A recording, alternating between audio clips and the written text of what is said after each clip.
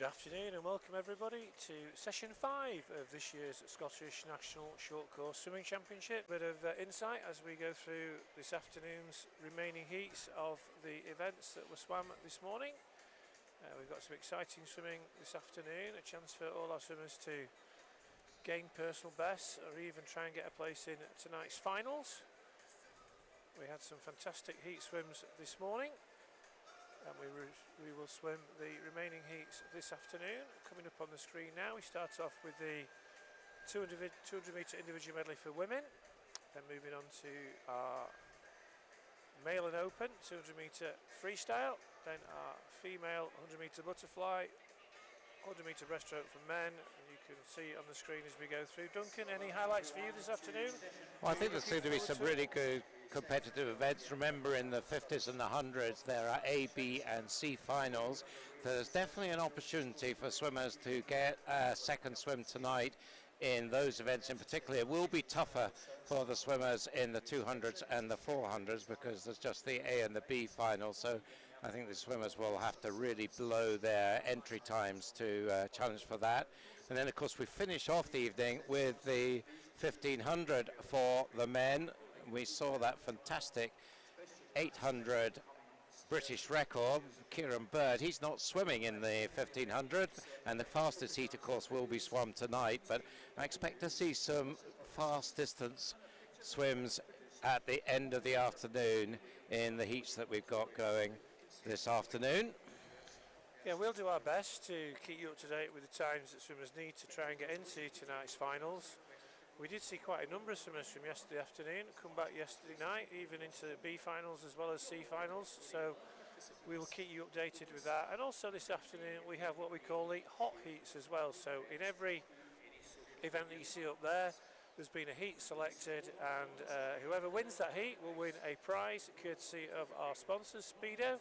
I'm not sure if it's a hat, goggles or a combination of that, but you may well hear a tune played over the loudspeaker. If you hear that tune, you will then realise that that's a hot heat, and whichever swimmer wins that heat gets to take home a prize, which is fantastic. So it looks like our swimmers are just about ready to go with the first heat of the female 200 metres individual medley. There's just the 3 swimmers going in this first heat, and you can see them lined up there. Not quite ready to go yet. We complete our final preparations here at the Royal Commonwealth Pool. It's been a really good 4 sessions so far. This sort of marks the halfway point in this 3-day competition. So we'll have finals, of course, tonight, and then a full day, morning, afternoon and evening tomorrow. And then we can all go home and prepare either for the National Leagues next weekend for a lot of the Scottish teams. We've got, of course, the Swim England winter meet, which is taking place next week as well. So a lot of the clubs up from England, I'm sure, will be making their way down to that next weekend, and then we can all celebrate Christmas. But I think we're ready to go now. Ava Ross, City of Glasgow, Emily Appleby of Durham City, and Katie Towers of South Lanarkshire. The 3 swimmers involved here all entered 2:31, so could be very, very close indeed. 2 blue caps and the white cap of Durham in the middle. We're talking about the English clubs. They're represented by Emily here. But just touching first, I think, Katie Towers, but, well, really too close to call in this early stage in this 200 medley. So 50 butterfly to get us going. As we see the 3 of them all coming down to the wall very close. 31.64. Emily Appleby does have the edge by a couple of tenths from Katie Towers. See whether she can keep that going in the backstroke. Looking good so far. Yeah, close, only 3 in this race, but we are doing close racing. We're seeing a change in the leadership as the swimmer in lane 5, Katie Towers, with the distinctive blue cap of South Lanarkshire, had come through to take the lead. But a much better turn from Emily in lane 4, and she moved back into the lead. But as we get back into the swimming, I think you'll see that Katie has moved back into the lead once again. So we're never changing fortunes in this race, but still close as they come up to the halfway mark. 1:10.29 for Katie. She turns first, less than a tenth of a second, ahead of Emily Appleby in second and Ava Ross in third. So let's see where the breaststroke differentiates between the three of them. Looks like Ava Ross is making a bit of a move now in lane 3. So the three still all very close here. Still, I think Katie Towers has the edge halfway through the breaststroke. And that was a nice turn from her there, and suddenly she is up by a body length, with Ava Ross now just ahead of Emily Appleby in second. But a good breaststroke leg here from Katie Towers has put her in a good strong position with 53 to go. 1:53.26. So you can see the intermediate split. So Katie on a 42.9, the fastest on the breaststroke. And it looks like that has given her the platform to be well clear of this race for second, which is pretty tight. Katie then turning around the 2:11 mark will bring this one home. Her entry time is 2:31.40. Finalists in both West Districts and national age groups. Let's see what she can do here. I think she's only be nicely inside her entry time, 2:27.84. So good way to get things started with a big PB over 3 seconds. Emily Appleby also inside her entry time, 2:30.53, and Ava Ross as well, just nudges under her entry time. So 3 good improvements there. As we move on to heat number 2, we have Gina Wren, City of Glasgow in lane 1. Hermance Falau, Mount Kelly in 2. Nadine Wilson, Borough Stockton in 3. Isla MacDonald from Highland in 4. Katie Coventry, Morpeth in 5. Gemma Brown from Carnegie in 6, and Sydney Boyd from Midlothian in lane 7. We said we'd keep you up to date with times required to get into finals tonight. To make the B final of this event, the time is 2:24.58, so these swimmers entered in a time of 2:29.6, so they need to find 5 seconds. So it's possible, but it's going to be difficult as they come down the first 50. And it's a swimmer in lane 5 with the red cap, Katie Coventry from Morpeth leading the way. She's going to touch first, 31.05 for her. Second place for Nadine Wilson in 3, third place for Gemma Brown ahead of Isla MacDonald and Mance Falau. So still fairly closely matched as they move on to the second discipline in the IM, which is the backstroke. And it's the lane 3 swimmer, Nadine Wilson, Borough Stockton, who's come through to lead. Ahead of Katie in lane 5 in second place. Also going well in lane 2 is Hermance Falau, but pretty closely matched the swimmers as they come down this second leg. Everything to play for. Swimmer in lane 3, Nadine Wilson, Katie Coventry in 5, Hermance Falau in 2. It's Nadine that touches first, 1:08.9, so about a second and a half quicker than the first leg as we move on to the breaststroke. Yes, watch out for Katie Coventry in the breaststroke. She is a strong breaststroker, Morpeth swimmer. See quite a bit of Katie up here in Scotland. She is a Scot. She comes up to compete in our national age group championships and our Scottish summer meet. So nice to see her here in the national short course championships, and she is taking full advantage of the breaststroke here and has opened up the gap over 2 white caps behind her. Isla MacDonald in 4 is pushing on nicely, and Hermance Falau in lane 2, but it's Katie with 50 to go, leads the way, 1:51.73. Let's see if she can hold on to that lead of a second and a half in this final 50. Yeah, Isla MacDonald in lane 4 trying to chase her down. Isla swam very strongly in the breaststroke, but Katie's got a big lead and looking very unlikely that anyone's going to get anywhere close to her. The battle's on for second. Lane 2, Hermance Falau, Isla MacDonald in 4, and also started to come through Midlothian Sydney Boyd in 7. But this is all about Katie Coventry, the Morpeth swimmer. She's led more or less from the start, and she's going to come onto the flags and win this second heat, win it pretty comfortably, 2:26.87. So nice improvement on her entry time, which was 2:29, so over 3 seconds. Second place for Hermance Falau, and in third place was Sydney Boyd. But your winner from Morpeth, Katie Coventry. So it looks like heat 3 will be the hot heat, as well as, of course, of being the swimmers and the fastest this afternoon. There's the lineup. Eloise Herbert of Tadcaster goes in 1. Harriet Oldfield of Alnwick Dolphins in 2. Lily Ella Curran of Tadcaster in 3. Megan Cairns of Aquajets Newcastle in 4. Tia Aitken from the University of Aberdeen Performance in 5. Perry Scobie of Sterling Swimming in 6. Alice Ward from the Borough of Stockton in 7, and Alexandra Miller of Faulthouse Penguins in lane 8. Entry times here 2:28 and 2:29, so we saw 2:26 just now from Katie Coventry, so they need a good PB to match Katie's time here. So let's see if they can do it. Of course, a lot of this for these swimmers, it is about progression, showing that progression, demonstrating the skills that you've been working on in training. So let's see how that goes. Perry Scobby leading at the change from fly to back. 30.68 is a bit faster than we've seen in the first 2 heats, and she goes in lane 6 with the early lead here.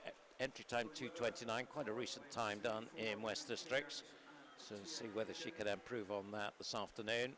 Nice swim from Alexandra Miller, the Faulthouse swimmer as well, so she's in the mix. And you can see there in lane 4 Megan Curry moving up very nicely in the backstroke. In fact, she might have the lead at halfway. She does. 1:09.70. The pace has dropped compared with the previous heat, but that could all change in the breaststroke. What do you think, John? Very close, this one. It was Megan Cairns making that move on the backstroke, the Aquajets of Newcastle swimmer, and she's come through to lead. Just very close between her and Perry Scobby, the early leader, and they're going to turn at this end of the pool. Very close, but tightening up behind us, so going well in lane 5, Tia Aitken from Aberdeen Performance. And also down here in lane 7, Alice Ward from Borough Stockton. But I think very close between the two swimmers, 4 and 6. Megan in 4, Perry in 6, coming up with 50 metres to go. Yeah, it's going to be a tight finish between these two, turning just about together, just 2/10 between them. Perry Scobby back in the lead, 1:52.16. They're still back on Katie Coventry's split by about half a second, but a fast 53 could change that.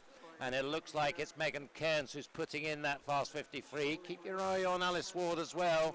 She is looking strong in the latter end of this race, but it's Megan Cairns of Aquajets and Perry Scobby of Sterling Swim, joined in now by Alice Ward in lane 7. So the 3 of them coming in. Where's the touch going to go? Is it Alice? It is Alice. What a final 50 from her. Takes the win in 2:27. 2:27.98 there, confirmed as the winning time. Good tight race at the end there, and Alice improving from a 2:29.40 to take the 3rd heat there. We move on to the next event, which is the Male and Open 200 metre freestyle, 5 heats. Now first heat is a hot heat. Prize whoever wins this. Heat 1, lane 1, Mano Drysdale, Warren de Bath. Lane 2, Nicholas Land from Newcastle. In 3, Torrin Liversidge, South Aberdeenshire. In 4, Taylor Hutton from Incas. Rory Stobie goes in 5 for Warrender. Ethan Ryling, City of Sunderland in 6. Gregor Skinner from First in 7. Tom Jeffords from Ren 96 in lane 8. Entry times here 1:59.9 to just over 2 minutes.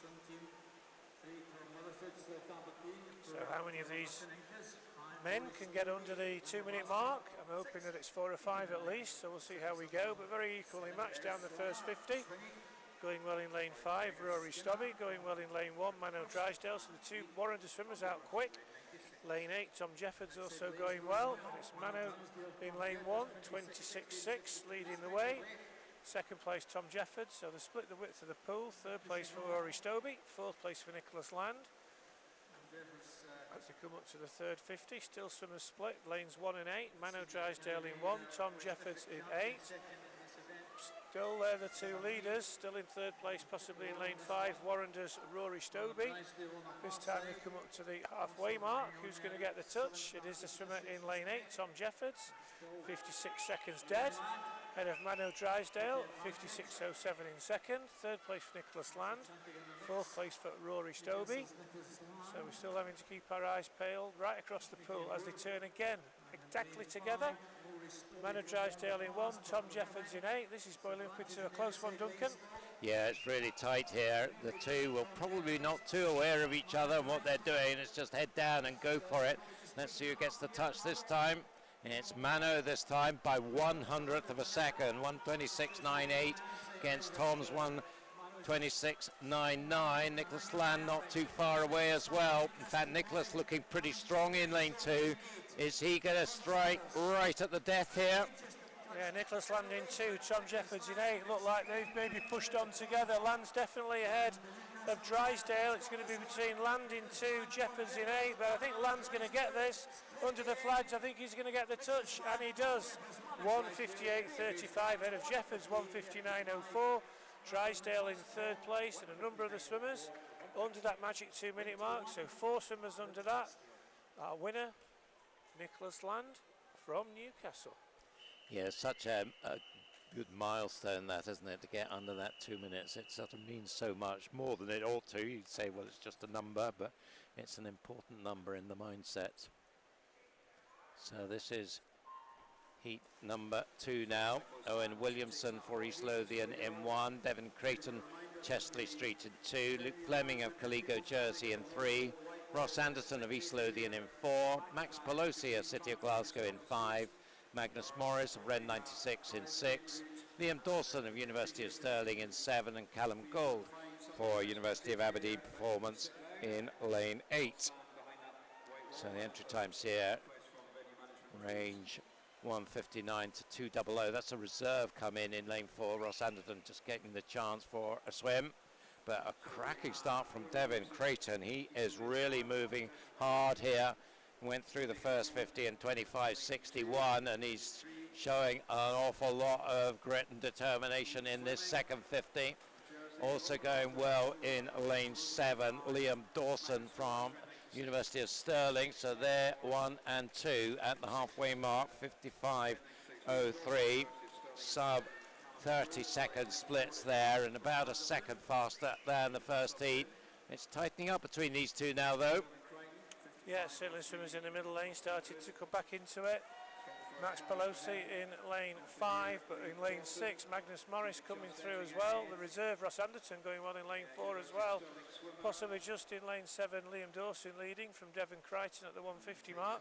He touches first, 1:26.34. Second place Morris, third place Pelosi. So this side of the pool now have it. And in lane 7, Liam Dawson looks like he's timed this to perfection. He's come through very strongly.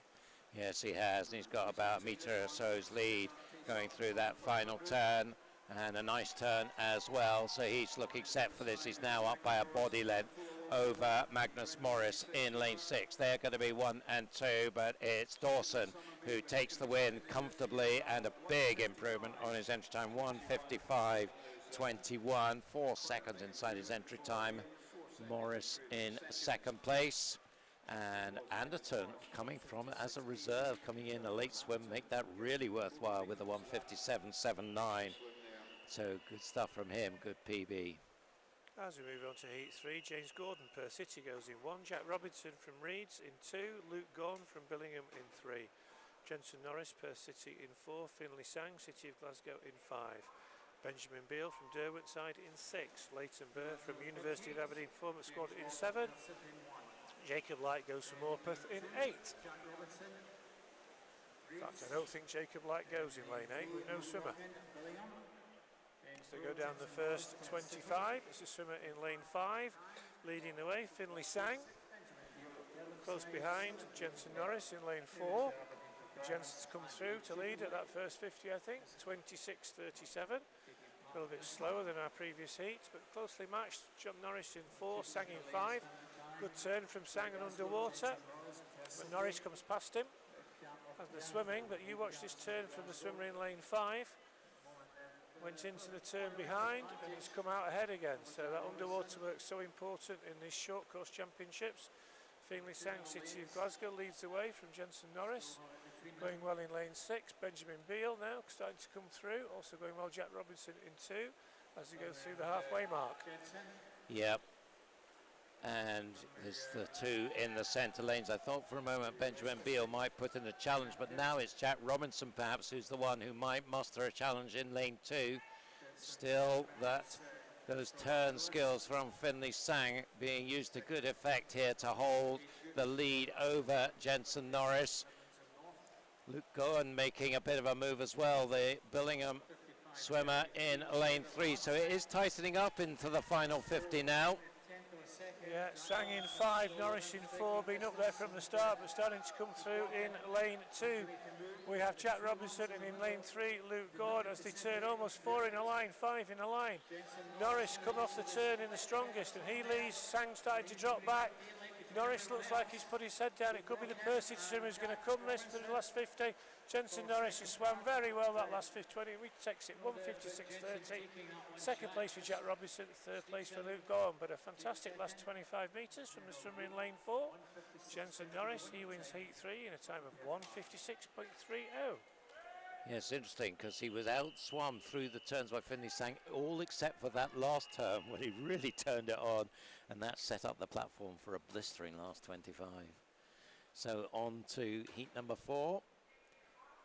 Greer van der Merlen goes for Edinburgh University in 1, Ben McLaughlin of Geary in 2, Jack Simpson of South Lanarkshire in 3, para swimmer Louis Lawler goes for City of Glasgow in 4, Jacob Barnett, City of Sunderland in 5, Ed Brown of Alnwick Dolphins in 6, Ben Kelly of Warren de Baths in 7, and Samuel Lawman of Tadcaster in lane 8. So Louis Lawler, member of the Podium Potential British squad, put in a strong 5th place performance in Rotterdam last week, long course, but it's Lawman who leads the way early on, 25.62 for the swimmer from Tadcaster in Yorkshire. Keep your eye on him in lane 8 there at the bottom of your screen. He's got quite a healthy lead over the others, all pretty tightly matched, the others, but Lawman clear of them, goes through 54.44, and that is the fastest halfway split we've seen. 1:57 entry time for Sam Lawman. I think he'll keep this going. He'll be a fair bit faster than that. Going well on lane, and the outside lane in lane 1, Greer van der Meulen, also going well in lane 6. Ed Brown, but it's the oldest swimmer in the heat, Sam Lawman from Tadcaster, still setting a strong pace. Second place for Ed Brown, third place for Jacob Barnett in 5, 29.76 for that last 50. Keep an eye on Jacob Barnett, he was fastest on that last 50 in lane 5. Is he going to time this well and come through? But he's going to have to do something to catch Sam Lawman.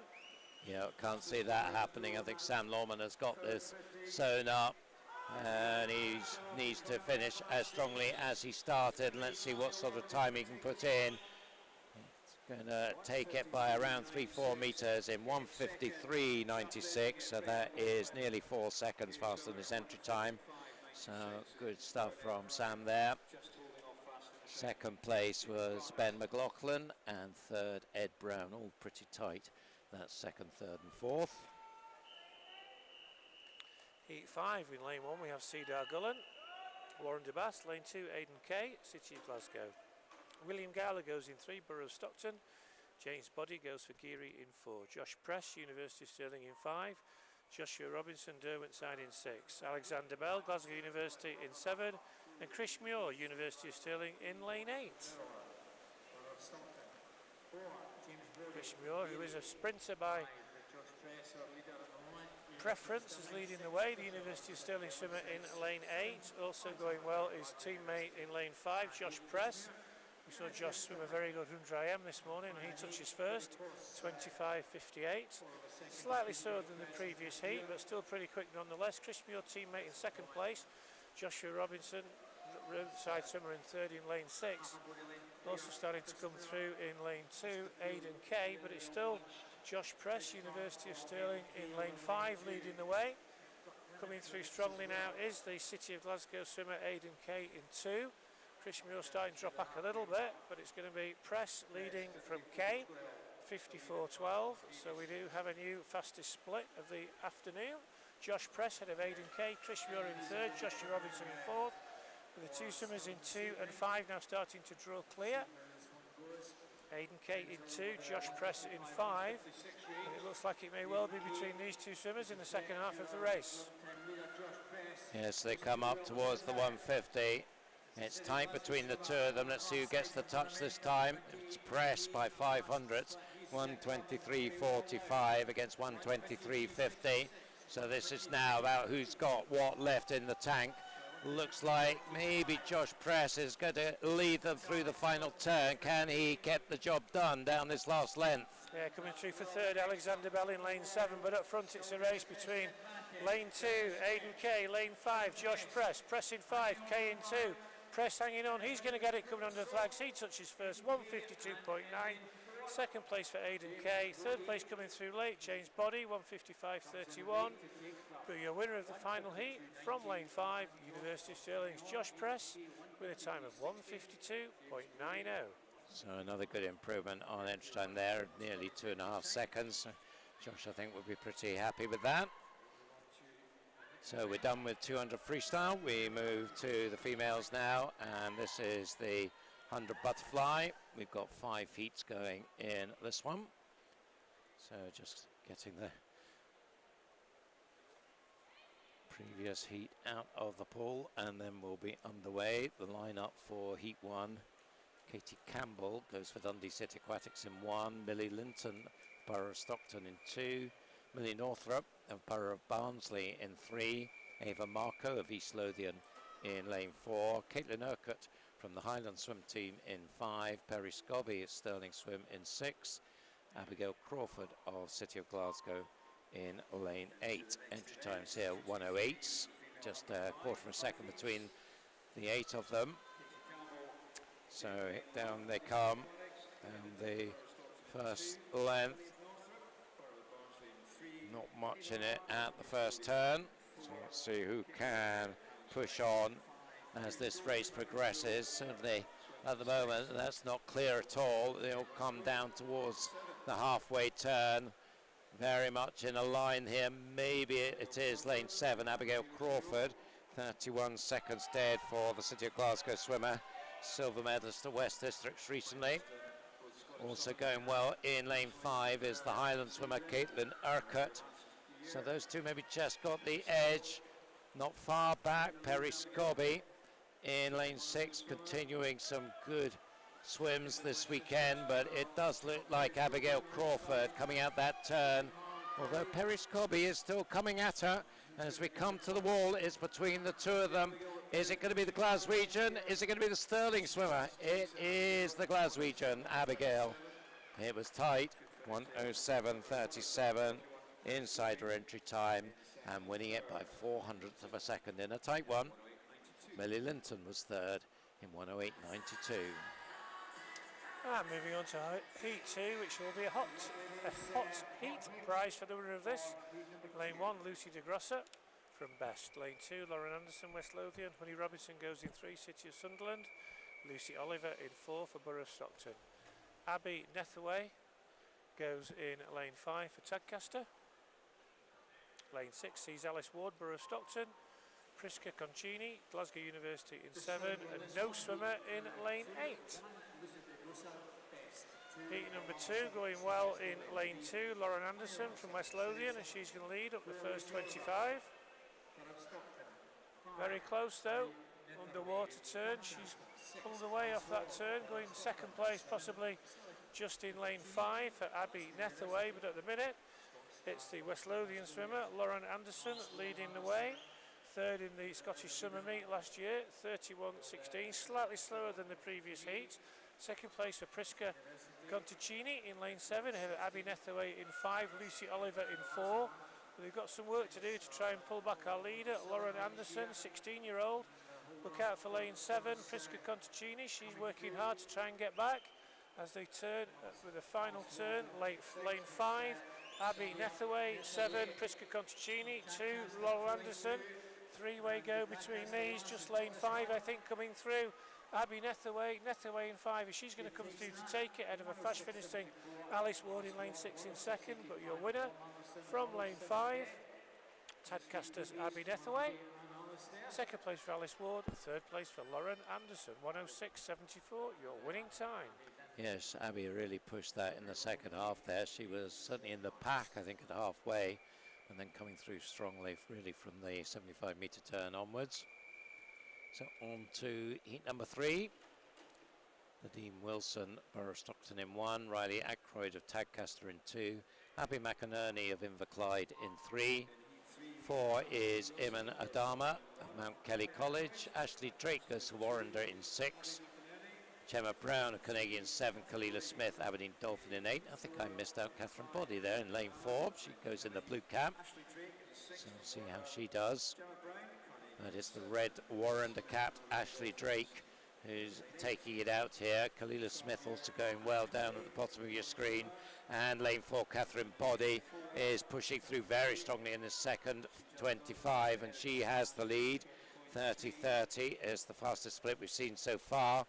Up by a tenth from Ashley Drake. Looks like it's between these two, unless somebody can come and challenge, as we saw from Abby Nethaway in the previous heat. But, well, it's a tough ask. I think maybe Ashley Drake just turning first at the 75 and into her stroke first. Imam Adama is pushing on in between them, but she's not going to catch them. It's going to be a Warrender win, I think, although Catherine Body's still up there, but it is Ashley Drake who takes the win in 1:05.55. So an improvement of about a second for Ashley on her entry time. Catherine Body second, Nadine Wilson in third. Moving on to heat 4 in lane 1, we have Rosie Liston, City of Glasgow. Alexandra Miller goes for Fauldhouse Penguins in 2. In 3, Ellen Denny from Geary. In 4, Daisy Bevan from Mount Kelly. Sarah Wrights in 5, City of Sunderland. Kirsty Gilmore goes in 6, South Lanarkshire. Erin Jones in 7 for Newcastle. And in lane 8, Zoe Crawford for first. 1:04.06 is the time for a C final.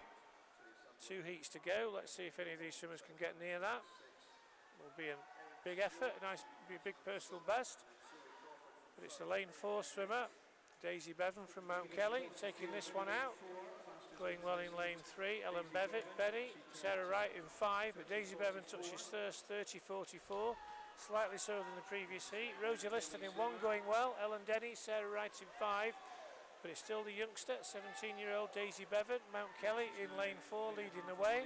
Second place in lane 1, City of Glasgow's Rosie Liston. And as they take that last turn, Rosie Liston in 1, Daisy Bevan in 4, looks between these two, maybe starting to come through in lane 5, Sarah Wright, but it's lane 4, Daisy Bevan, lane 1, Rosie Liston. Liston in 1, is she going to get the touch? And she does, 1:06.39. So it's a win from lane 1 for Rosie Liston. Second place in lane 4, Daisy Bevan, and in third place, Sarah Wright, 1:06.39, your winning time. So a close one there. One more heat to go. Time they've got to try and get 1:04.06 if they want to swim tonight. That's only a second or so faster than the entry times here. So let's see what they can do. Katie Blunt for City of Sunderland is in lane 1. Layla Pimlett for Mount Kelly in 2. Jory Horn, University of Stirling in 3. Gabby Freeman of Morpeth in 4. We've got an empty lane in 5. 6 is Katie Rose of Warrender Baths. In 7 is Rebecca Smith from Aquajets Newcastle, and Morven Adams goes for Dundee City Aquatics in lane 8. So let's see what these swimmers can do. Good start in lane 3, Jory Horn, and in lane 6 from Katie Rose, and 1 and 2 at the 25 turn.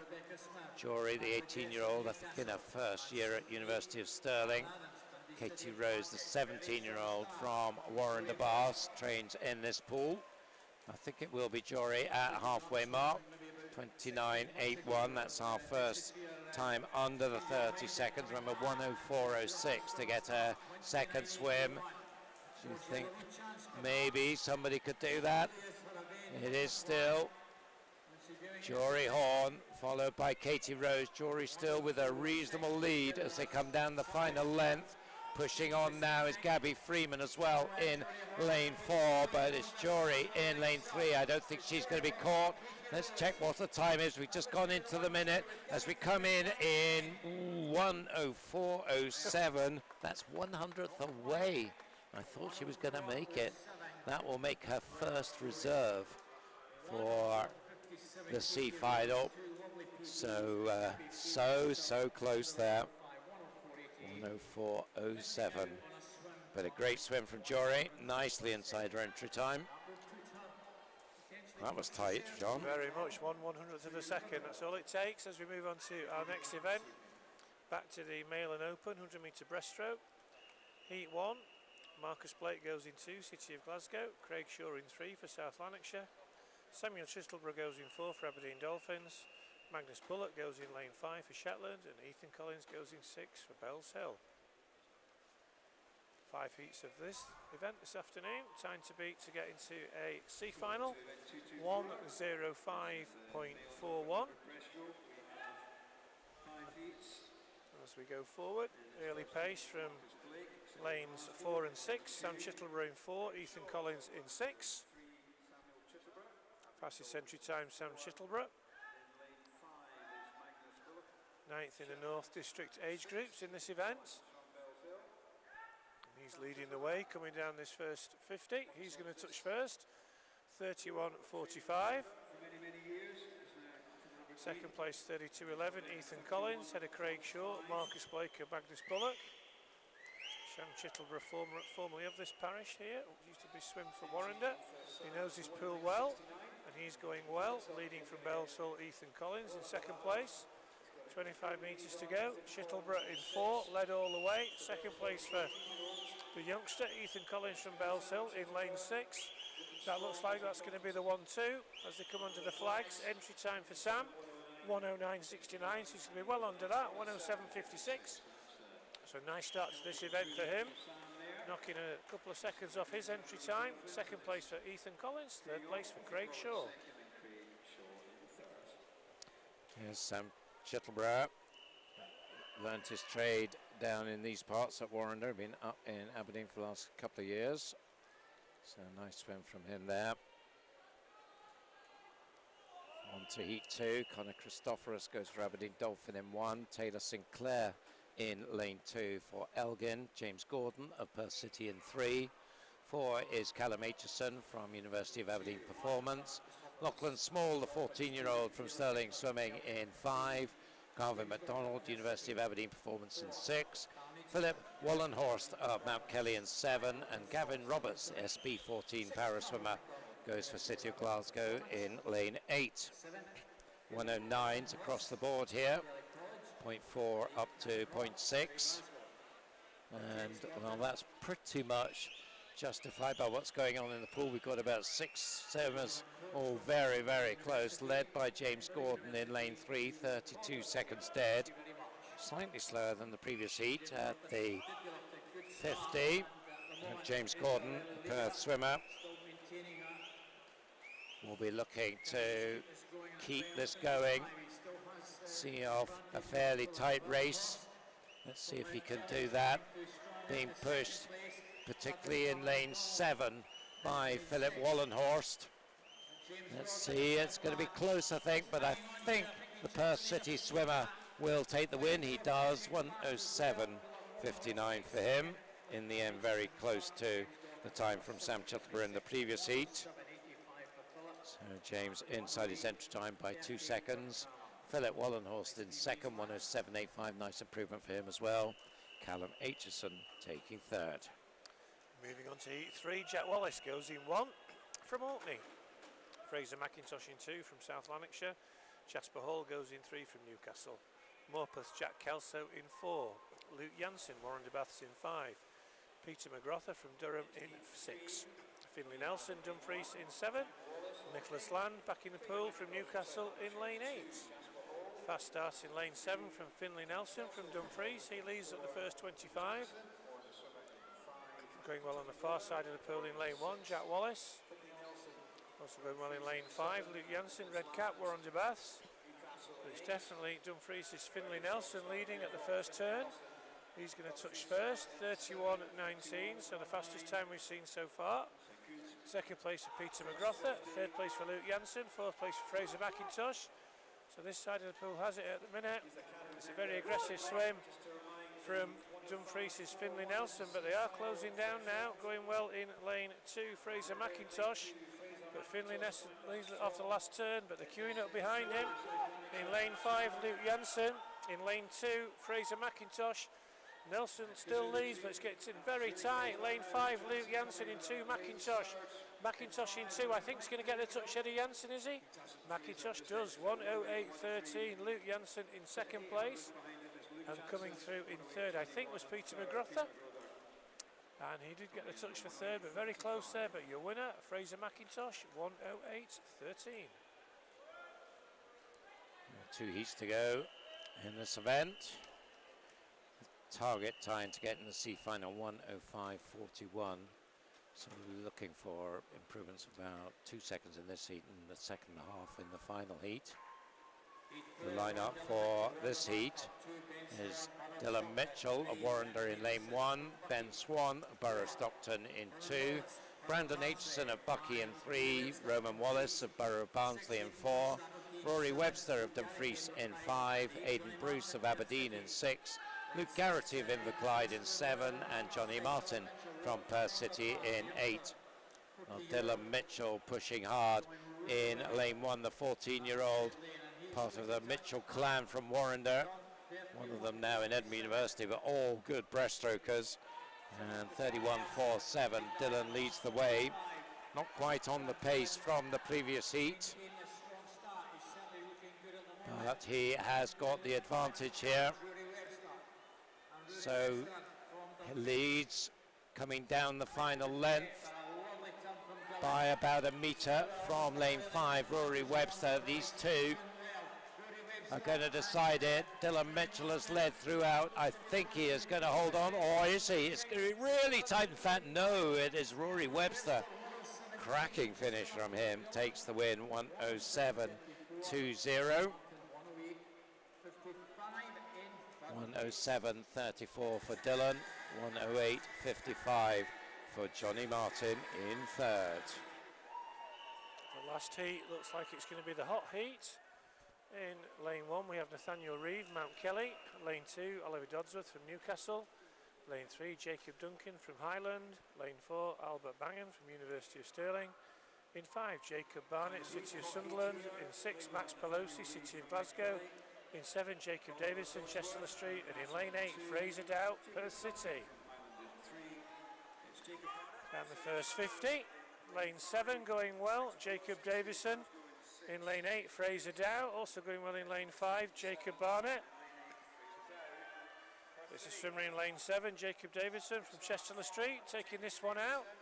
Also going well in 5, Jacob Barnett, who's going to get the touch at the first 50. Davison gets it, 31.09, ahead of Jacob Barnett in second. Third place for Fraser Dow here in lane 8, so it's this side of the pool. Lane 7, Jacob Davison, Chester Street. In lane 5, Jacob Barnett, City of Sunderland. And in lane 8, Fraser Dow. It's still the youngster, well, Chester Street's Jacob Davison still leading the way. Time to watch, 1:05.41 as he comes down this last leg. And it's a swimmer from the northeast, Davison. Trying to pull back is Jacob Barnett in 5, but it's going to go the way of the Chester Street swimmer in lane 7. He's going to take this in a time of 1:06.28. Second place was Jacob Barnett, and third place Fraser Dow. But your winner from Chester Street, Jacob Davison, in a time of 1:06.28.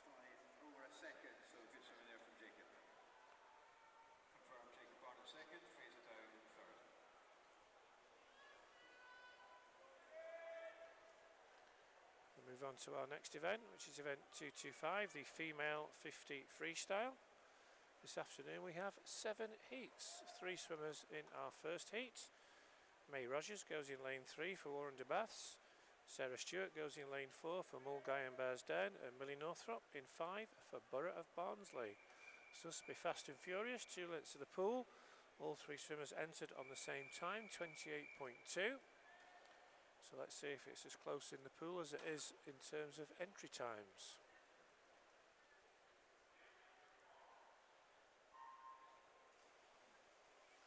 May Rogers in 3, Sarah Stewart in 4, Millie Northrop in 5.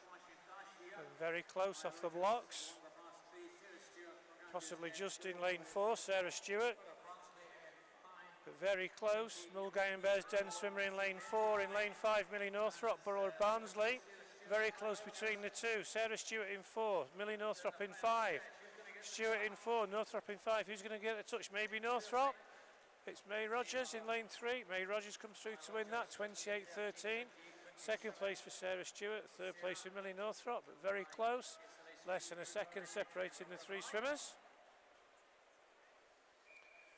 As we move on to Heat 2, lane 1, Eloise Herbert, lane 2, Elsa Clubb, lane 3, Katie Towers, lane 4, Sophie Steele, lane 5, Emily Burrell, lane 6, Maya Reynard, and lane 7, Lexi Lamont.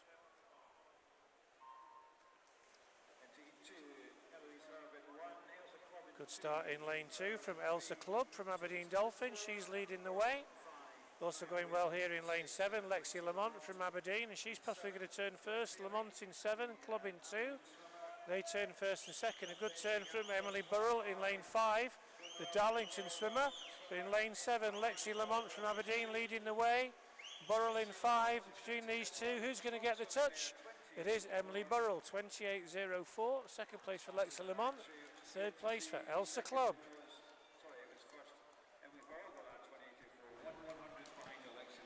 So all very tight in these 50 freestyles.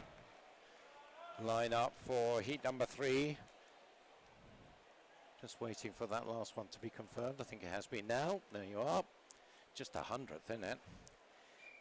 So in heat 3 we've got Katie Palmer, Chesley Street, Ella Smith, Borough Stockton, Anna Lee, Stirling Swimming, Sophie McClure, Tadcaster, Hermans Fellow, Mount Kelly, Lucy Lucas, Edinburgh University, Bronwyn Payne of Best, and Jory Horn of University of Stirling. 27.8 to 28 dead. The entry times here. Good start from Bronwyn Payne, the Kelso-based swimmer from the Borders. Looks like she was just about first at the turn, but now the centre lanes are coming through. Sophie McClure and Hermans Fellow is really tight between the two of them. It's going to be on the touch. Black cap versus white cap. Who wins? Here is Black Cap wins. Sophie McClure, 27.33, takes it by 2/10.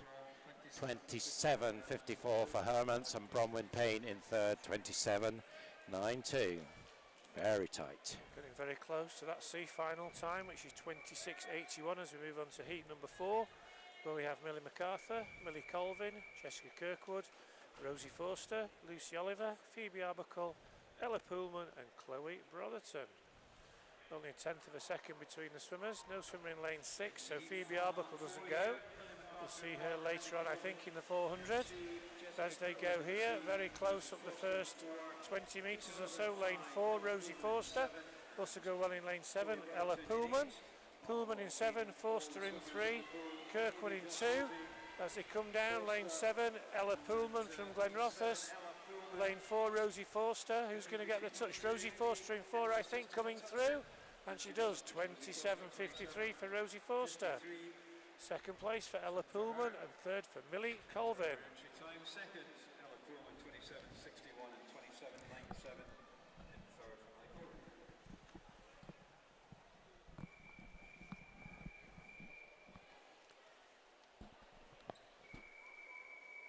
So heat number 5 now. Isabella Abernethy, Kirsty Breakin, Molly Irvin Watson, Rebecca Schulman, Madison Cool, Alana McDonald, Eve Webb and Anna Huddy.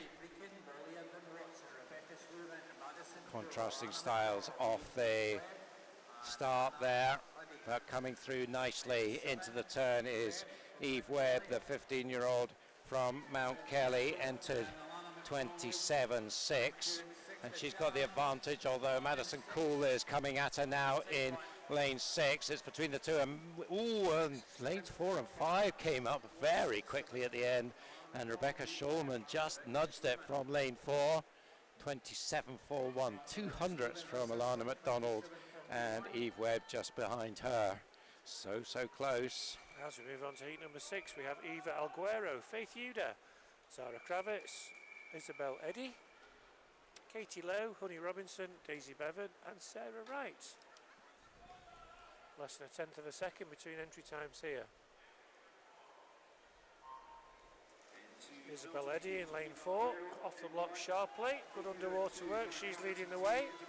Going well in lane 1, Eva Alguero, but it's Isabel Eddy who's going to lead at the turn. Second place for Katie Lowe, so it's middle lanes 4 and 5. Isabel Eddy in 4, Katie Lowe in 5, but on the far side of the pool in lane 1, Faith Yuda starting to come through. This is very close. Yuda, Kravitz, Eddy, who's going to get the touch? Lane 1, Zara Kravitz gets it, 27-12. Second place, Eva Alguero, and in third place, Katie Lowe. So very close, less than half a second between the top 5.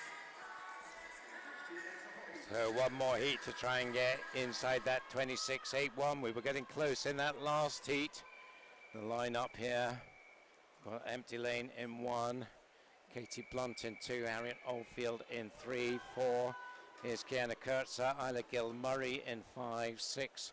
Katie Rose, quick return to the water for her. Libby Walker in 7, Orla McInnes in 8. 27.1 to 27.3 the times here, and it's red caps, Kiana Kurtzer and Katie Rose, the 2 Warrender swimmers, pushing on hard here through the turn. Also a nice turn there in lane 8 from Orla McInnes, also Edinburgh based from Heart of Midlothian, but I think it's Katie Rose who's got the advantage from lane 6. Let's see what her time's going to be. 26.83. Oh, again, so close, just 200ths away from a place in the C final. She will be first reserve for tonight, so if there is a withdrawal, she'll get another swim, but she'll have to wait and see. Kiana Kurtzer just behind her, making it a Warrender 1-2 with the Hart swimmer in third.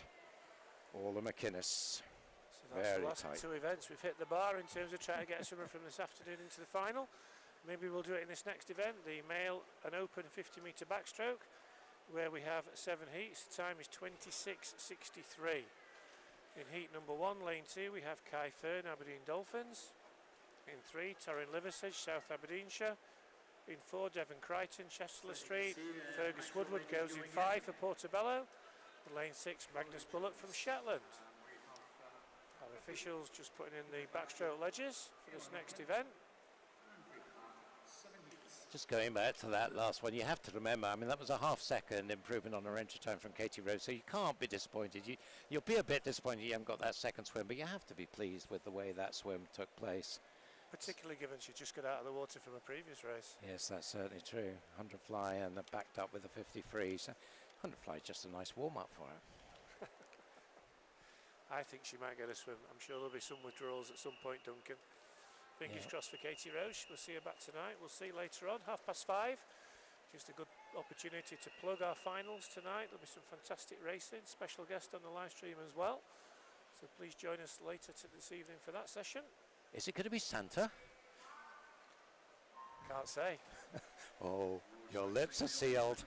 Can't say. Anyway, here we are back in the pool. Lane 5. What a start from Fergus Woodward from Portobello. He's leading the way, almost a body length ahead already of Magnus Bullock in lane 6.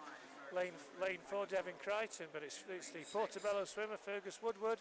Off the blocks, rapid, started to come through in 3, Torrin Liversedge. But it's still good, Fergus Woodward. Liversedge coming back, but I think this is going to be all the way for Portobello's Fergus Woodward. And he touches in the time of 28.53. So that's a good half a second inside his entry time for Fergus. Second place for Torrin Liversedge and third place for Devon Crichton.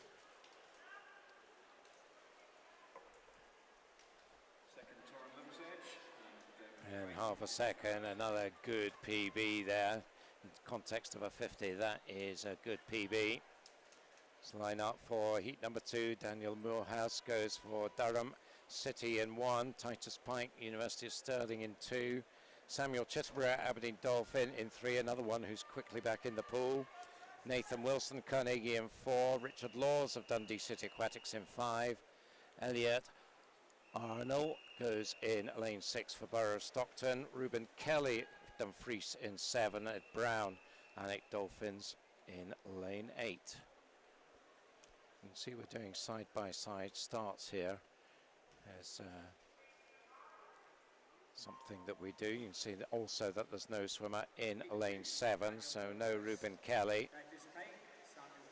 Quickly into their strokes on the top of your screen. All 4 of them in lanes 1 to 4, along with lane 6.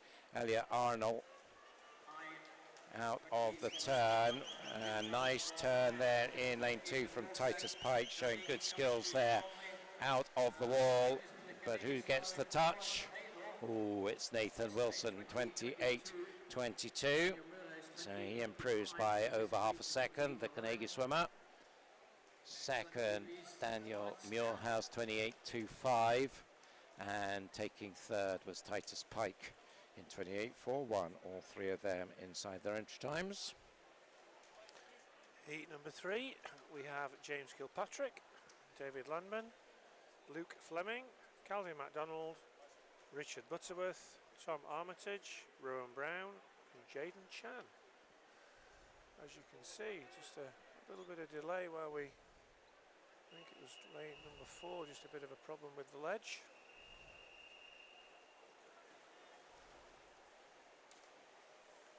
But we'll shortly be underway. A rather extravagant leap into the pool from University of Aberdeen's Calvin MacDonald.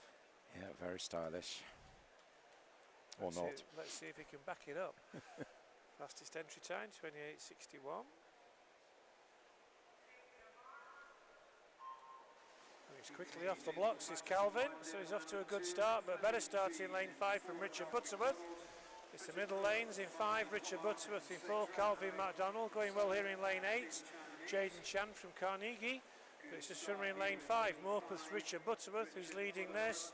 He's about a body length clear now. It looks like this is going to go the way of Morpeth. He's still leading, coming through in 3, Luke Fleming from Colligo, but this is going to go to Richard Butterworth. He touches first, 27.71. Second place for Tom Armitage and third place for Luke Fleming. Nice swim from Richard, nearly a second inside his entry time, 27.71.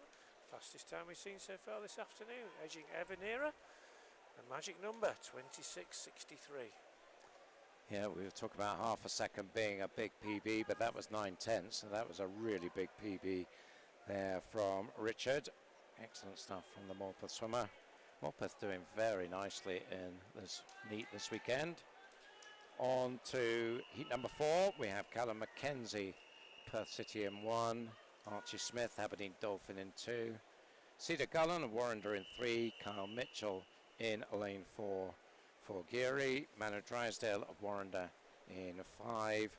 So we double down Durham in 6, Sam Livingston of Morpeth in 7, Adam Prusik, Aberdeen Dolphin in lane 8. 28.4, 28.5's the times here. Strong start from the Geary swimmer in that distinctive yellow cap. He's going to be first through the turn. Kyle Mitchell, 17-year-old. So what can he do here? Bronze medalist in North District age groups back in the spring, and he's certainly going to take this one. So his entry time 28.40. He's going to be well inside that, 27.34. So we are nudging towards that 26.63. Lovely swim from Kyle there, taking a whole second off his entry time. Yeah, if you watch his underwater work, he did nearly half of the race under the water, and that's benefited him massively. A good swim and a nice PB. Move on to lane heat number 5. We have Lewis Kessel, John Mackay, Ethan Stewart, Robbie Thompson, Connor Christoforos, Edwin Valentin Ivanescu, Liam Kaczynski and Jacob Light. Jacob didn't swim in his last race, so obviously he's rested and he's going for this one. Another swimmer from one of your favourite clubs, Morpeth, so let's see how he goes in the outside lane. It's Robbie Thompson from Shetland, 28.11, fastest entry time. But for those of you watching at home, just have a look at this underwater work off the start, see who comes up last. Normally they're the ones in the lead. And it's in lane number 1, John Mackay, University of Stirling, leading the way. And he's going to turn first at the halfway mark. Going well is the Aberdeen Dolphin swimmer, Connor Christoforos. So Mackay in 2, Christoforos in 5. John Mackay, used previously at Perth City, now University of Stirling, leading the way. Coming back at him is Ethan Stewart. Stewart in 3, Mackay in 2. Who's going to get the touch? Stewart gets it. 27.57, ahead of John Mackay. Third place for Liam Kaczynski, but your winner in lane 3, South Lanarkshire's Ethan Stewart, 27.57.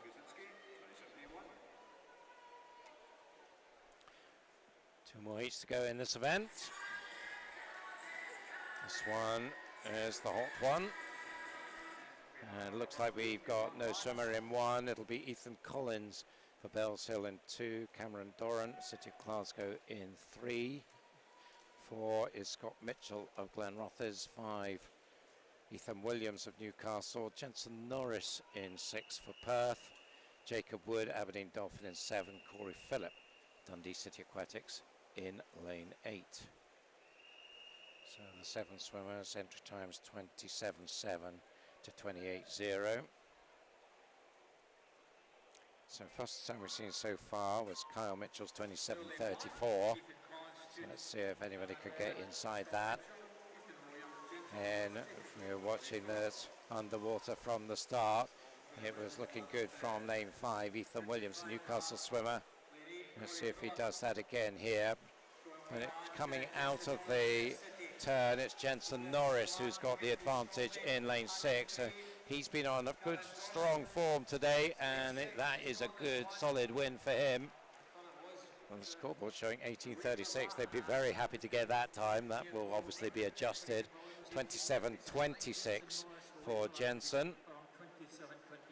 So nice improvement on his 27.9 entry time. Might just take us a little while to sort that one out. Lane 5 time needs to be adjusted. Behind Jensen, Cameron Doran, 27.67, but we need to see where Ethan slots in.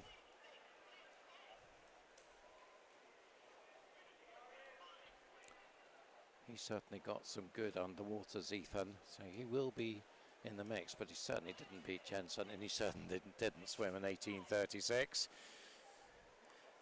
Otherwise he won't be here.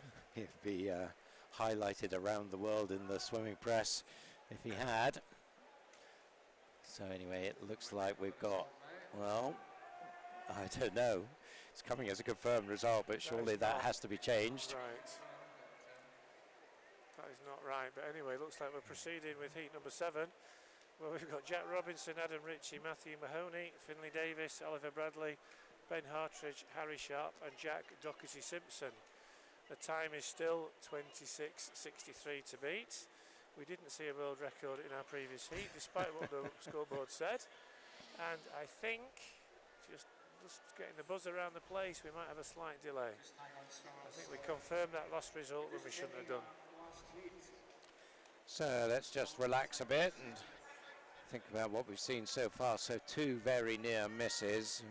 We could still get it, and this one possibly. We think after this we go back to 200, so it will be tough for the 200ers to get another swim, but the open door opens again in the 100 IM later on, and then of course we've got the 1500 freestyle. So we've got 4 heats of that to look forward to. The females get another go in 100 back as well. Oh yes, so I missed that. There's A, B and C's in that.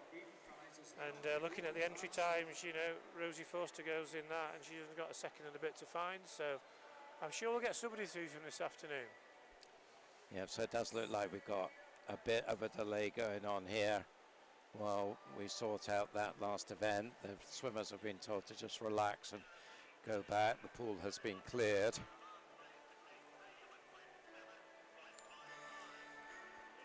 The music's come on. Nice Christmas music playing here in the venue. And very topical given the events of yesterday. I don't know if you had a chance to watch it, but that funeral in Ireland yesterday in Tipperary of Shane McGowan, is it? What a funeral that was. Someone saw some of the pictures of that last night. Tremendous. They know how to do a wake in Ireland. They certainly did, and it was a cast of superstars as well when you saw all the people that were there. Yeah. The Pogues, of course, in this one with Kirsty McCall. Yeah, and they sang this in the church. They had the fiddlers and all. It was a fantastic. If you get a chance to watch it, if you've not seen it already, you watch it. It could be a good tip for Christmas number 1 as well this year. Yes, I think so. So it's a bit frustrating for these guys. I'm sure they'd be rather getting on with it, but they've just got to be patient. And I think most of them, because we're looking at. And here we go. We're back. We haven't got a scoreboard, but we are back.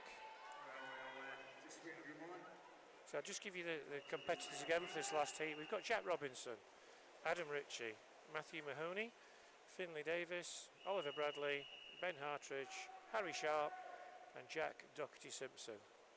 26.63 is the time to beat Finley Davis, Midlothian, 27.33. Fastest entry time. Let's see if we can get someone in that C final later. Good start in lanes 4 and 5. Finley Davis in 4, Oliver Bradley in 5. Very close up this first 50. Ben Hartridge in 6 going well as well. But you can't split about 5 of the swimmers in 4. Finley Davis, Oliver Bradley in 5. Ben Hartridge in 6. In 8, Jack Jockey Simpson going well. Looks like it could be Finley Davis in 4 though, coming through to take it. It's a quick time and it's 26.64 and he's missed it by 1/100th again. What is happening this afternoon? First reserve for tonight. 26.64, 1/100th outside the time, currently in 24th place. And that's the 3rd time we've hit the bar, I think, in the last 3. That is unbelievable. Had a great swim from Finley. It was, what's that, 7/10 inside his entry time. But so close. And the fact that that's the 3rd time that's happened this afternoon now, you couldn't make it up. No. But we'll see. I'm sure there'll be 1 or 2 withdrawals at some point over the weekend. Maybe in 1 or 2 of these events, and as long as these reserves turn up tonight, I'm sure 1 of them or 2 of them will get a swim. So it's 200 breaststroke next up, and in this one we've got 5 heats, just 3 swimmers going in the first of them. And those 3 swimmers are Maddie Hall, just 12 years old, representing Warrender in lane 3. Elizabeth Morgan of Highland in 4, and Amy McAlonan, around 96, in lane 5. So what an experience this will be for Maddie Hall. She's a great promising youngster, but she's up against swimmers a lot older than her here, so let's see what she can do. They do say the young are fearless, so let's see how she goes. Elizabeth Morgan, though, first to turn at the 25, and she's nearly a body length up on Maddie, with Amy in 3rd place. Coming up to the 50. Let's check on the split. That's 8 lengths of the pool here, 37.45. So Elizabeth then. Yeah, just looking, Maddie was 2nd in the Scottish Summer Meet, so probably might have only been 11 when she's swam in that. I don't know when her birthday is, but she's looking very good, very streamlined, very smooth, not panicking. And yeah, lots of potential. Currently in 2nd place behind our leader, Elizabeth Morgan, with Amy McAloran in 3rd place. Yeah, Elizabeth just gradually pulling out her lead now as we approach halfway. So she'll be wanting to put her stamp on this one. She's around maybe 3 meters up, 2.5 to 3 meters in 120 exactly for the halfway split. See there a 42.5 split, so that is about 8/10 faster than Maddie's split. See whether Maddie can come back at all in the second half. Just out of your shot, the Warrender coaching fraternity are all lined up on the side of the pool, supporting Maddie, who is staying in touch here as they come down towards the 150. That lead hasn't really changed now, so there's a chance here that Maddie could start to close. She's got quite a lot to make up, but I think she is starting to claw that lead down. 50 meters to go, could get interesting. 2:04.13 against 2:05.47. You can see that Maddie's split was faster by about 3/10 there. She'll need more than that though. She is to catch Elizabeth. Is asking a lot, but she's got the lead under a body length now as we come up to the final turn.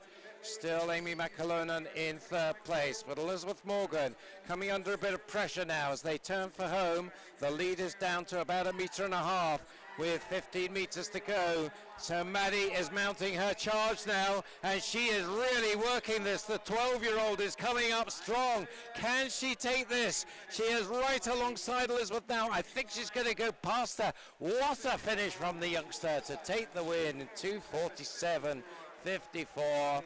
So improvement of about 3.5 seconds on her entry time. What an experience. That's how to do it. Really pushing it hard in the 50, and that for a 12-year-old was a very mature swim, John. Yeah, big smile and a big thumbs up to the coach, so she loved that. As we move on to heat number 2, Alana Wilson goes in lane 1 for Bells Hill.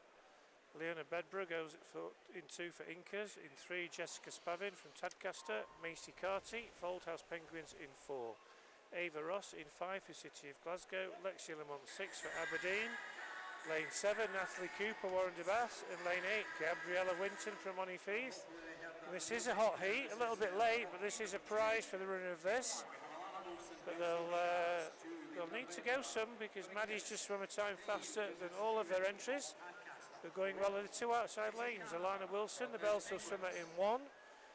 Gabriella Winton from Monifeith in 8, and in lane 5, Ava Ross, City of Glasgow.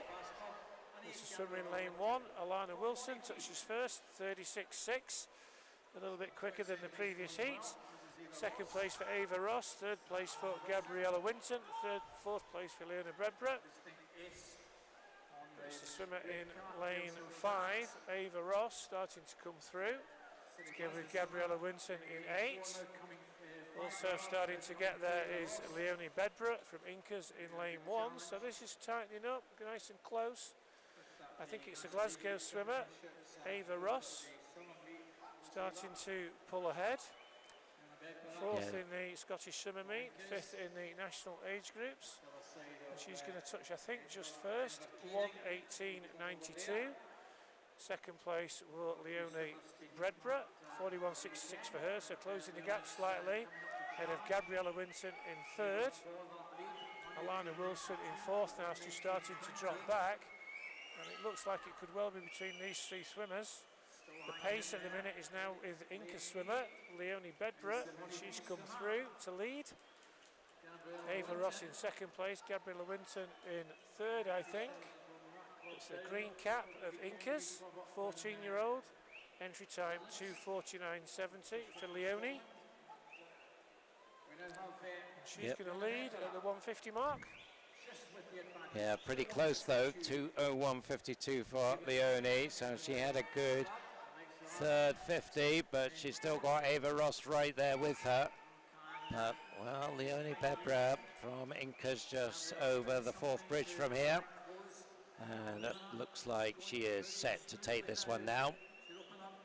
Ava Ross in 2nd place, Gabriella Winton in 3rd, coming through in lane 6, Lexi Lamont from Aberdeen. But this is going to go the way of Leonie Bedborough. Didn't see her in the first couple of lengths, but she's worked her way into the race, and she's going to win this one nice comfortably. Her entry time 2:49.7, and she's going to take over 6 seconds off that. So a great swim from Leonie. 2nd place for Ava Ross and 3rd place for Gabriella Winton, but 2:43.16, a nice personal best, and the winner of Heat 2, Leonie Bedborough. Yeah, very nice swim there from Leonie. Takes that win. Ava Ross 2nd, Lexi Lamont 3rd. Again, we're just waiting for a confirmation of that result. So another little bit of a pause here. You're on screen, girls. Yeah, they're excited about something. Yep. Who knows what it is, but there's that confirmation. Our winner of our 2nd heat, Inca's Leonie Bedborough.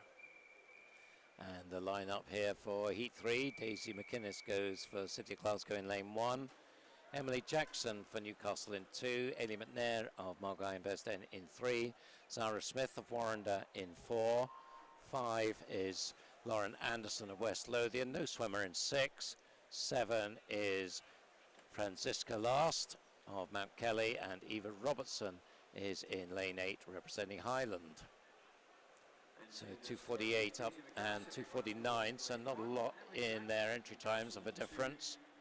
As we come down into the second 25, it's lane 4, Zara Smith, the Warrender swimmer.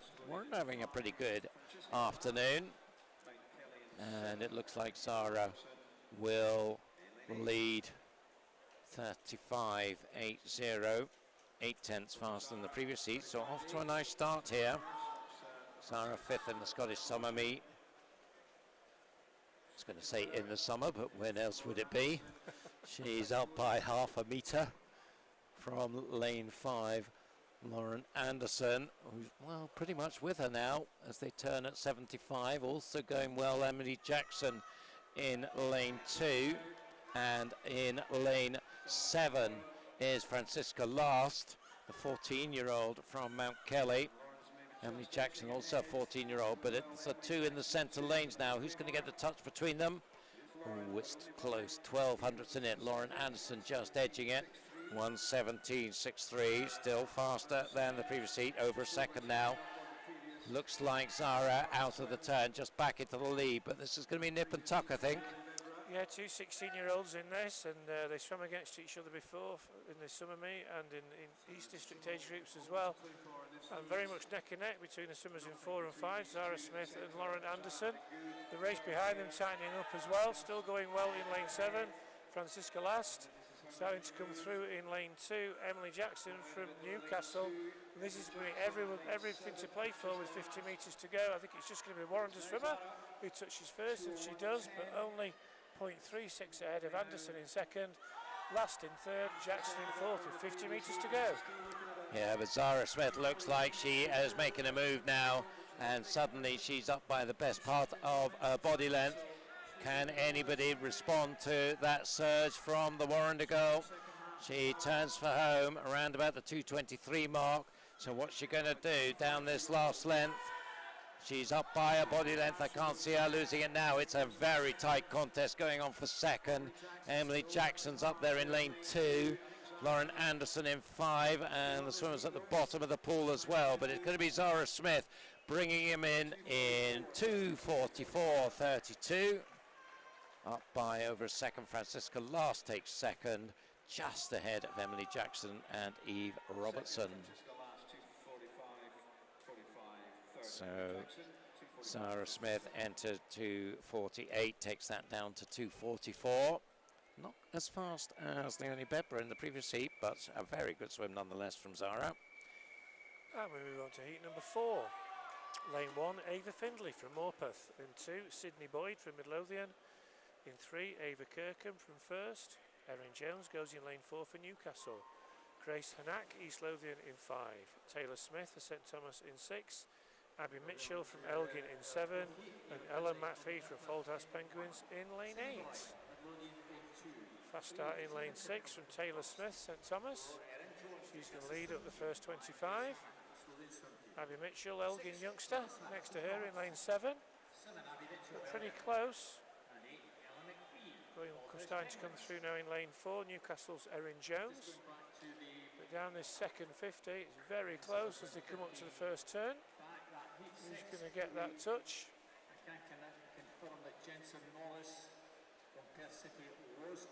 Nothing's come up on the board, so we're going to have to call it here. In lane 6, Taylor Smith. In lane 8, Ellen McPhee. Also going well in lane 4. Erin Jones, a Newcastle swimmer, but very closely matched, the 8 swimmers, as they come up to what will be the 75 metre mark. No scoreboard at the minute, so we'll do our best to keep you in a good place. But still very, very close. Lane 8, Ellen McPhee, the Fauldhouse Penguin swimmer. Lane 7, Abby Mitchell, and it's this side of the pool who are leading at the minute. Ellen McPhee in lane 8, Abby Mitchell in lane 7. Also going well in lane 4, Erin Jones. Very close, the 8 females spread across the pool. No scoreboard, no times at the minute, but it's still Ellen McPhee in 8.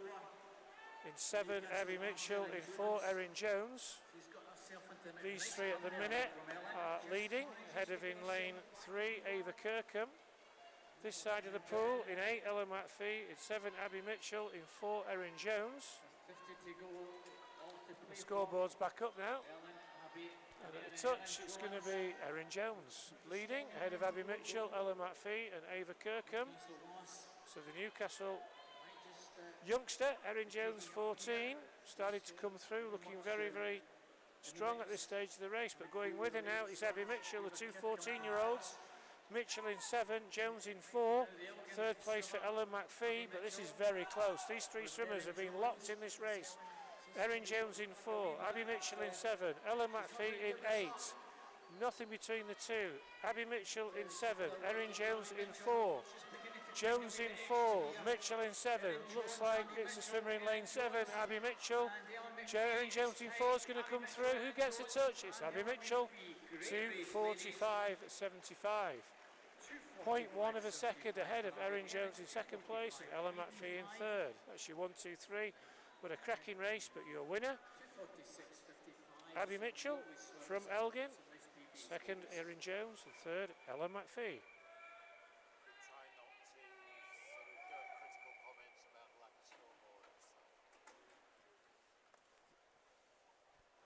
So one more heat to go in this 200 breaststroke. Looks like all the swimmers are there. Georgia Lee of Borough of Barnsley in 1, Freya Masson of Shetland in 2, Jasmine Bale of Mount Kelly in 3, Ailey Stewart of Warrender in 4, Alyssa Goodbrand of Ithan in 5, Evie O'Halloran Hutchinson of Derwentsside in 6, Sarah McNaughton of Warrender in 7, and Ella Thompson of Perth City in lane 8. So 2:45 to 2:47 the entry times here. Still, that's great swim from Leonie Bebber in second heat, the fastest we've seen this afternoon. 2:43.16. So let's see if these swimmers can go faster than that. They'll need a PB. 35.98 Jasmine Bale with a touch at the 50 by 3/10 from Ailey Stewart. Also going well in lane 5 now, Alyssa, well, no, lane 6 rather, Evie O'Halloran Hutchinson. So it looks like Jasmine and Evie turning at the 75 now, ahead of the swimmers in the centre lanes narrowly. Also going quite nicely in lane 8 is Perth's Ella Thompson, but this is a good second 50 from Evie O'Halloran Hutchinson in lane 6, the Derwentsider. 1:16.65 at the halfway mark, and I think that is the fastest split we've seen. Coming up in lane 3, Mount Kelly's Jasmine Bale. So these two now ahead of the red caps in the centre lanes, but Evie looking really good here. Yeah, she was nearly 2 seconds faster than anybody else in the field over that second 50. I think she may find that that's just tightening up a little bit with Jasmine Bale's effort in lane 3. But certainly that burst of pace has put her in a good position, the Ithan swimmer. 17-year-old Alicia Evie O'Halloran Hutchinson. She touches first, 41.74. And that gap continues to grow now. It's over 3 seconds. And she really has started to pull away from the rest of the field with a strong gap to the swimmer in second place, Jasmine Bale. Yep, so Evie looking set for this one. The only question now is what sort of time can she post? If it was another 42, we'd be talking about around about 2:40. 2:38.29 to get in the B final. This is a really good effort here. I don't think she'll make that sort of time, but she's not going to be that far away from it. There's a great race brewing for second as Evie comes in. 2:40.18. Super swim from Evie, who's going to get second on the touch. It goes to Ailey Stewart by 3/10 on Jasmine Bale. 2:46.85 and 2:47.14. You can see there Ailey Stewart with that 44.6, but look at that 41.79 from Evie. Absolutely blasted that last heat, but unfortunately we have a disqualification coming through, and that was Jasmine Bale in lane 3. So promotes Alyssa Goodbrand into third place, but 2:40.18, a very nice swim from Evie O'Halloran Hutchinson to conclude the female 200 breaststroke. And we now move back to our male and open 200 metre butterfly. We have 6 heats in this. Heat number 1, lane 1, Lewis Muir from Carnegie. In 2, Luke Littler from Derwentside. In 3, Matthew Martin from University of Stirling. In 4, Edward Hodgson from Newcastle. In 5, Fraser Stewart from Step Rock. In 6, Calder Murphy from Carnegie. And in lane 8, Tom Jeffords from Wren 96. Entry times 2:22 through to 2:24.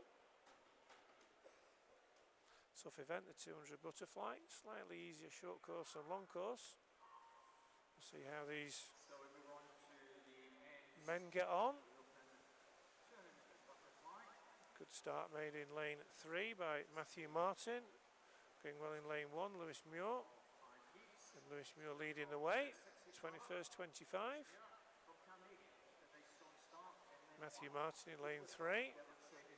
Also going well down in lane 7, Tom Jeffords from Ren 96. Bits of summer in lane 1, Carnegie's Lewis Muir, who's leading comfortably at the first 50. 29.83 for him.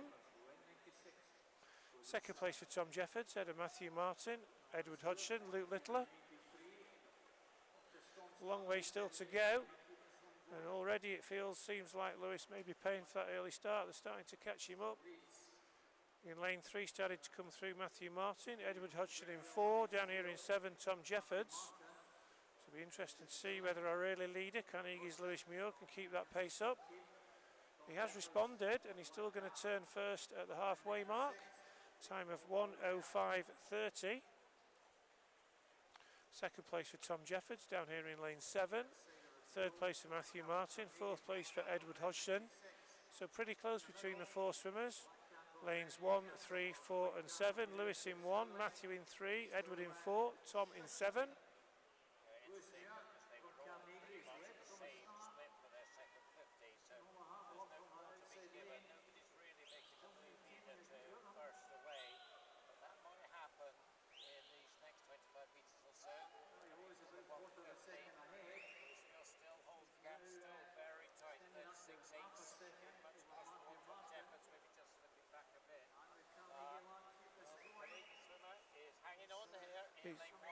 He certainly is, but watch out for Newcastle's Edward Hodgson, the 14-year-old in lane 4. He's starting to come through.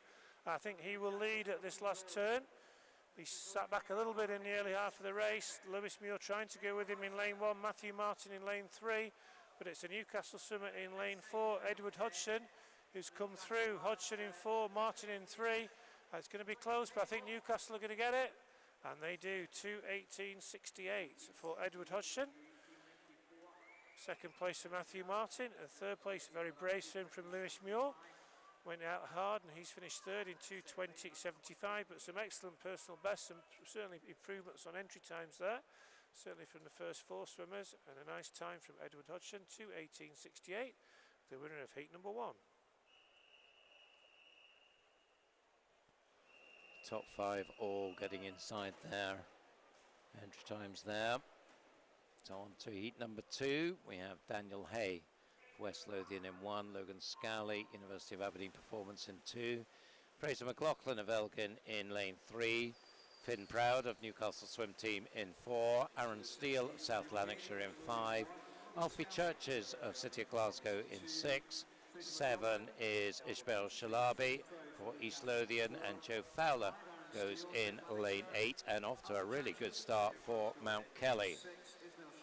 So 2:21 and 2:22 is the entry times here.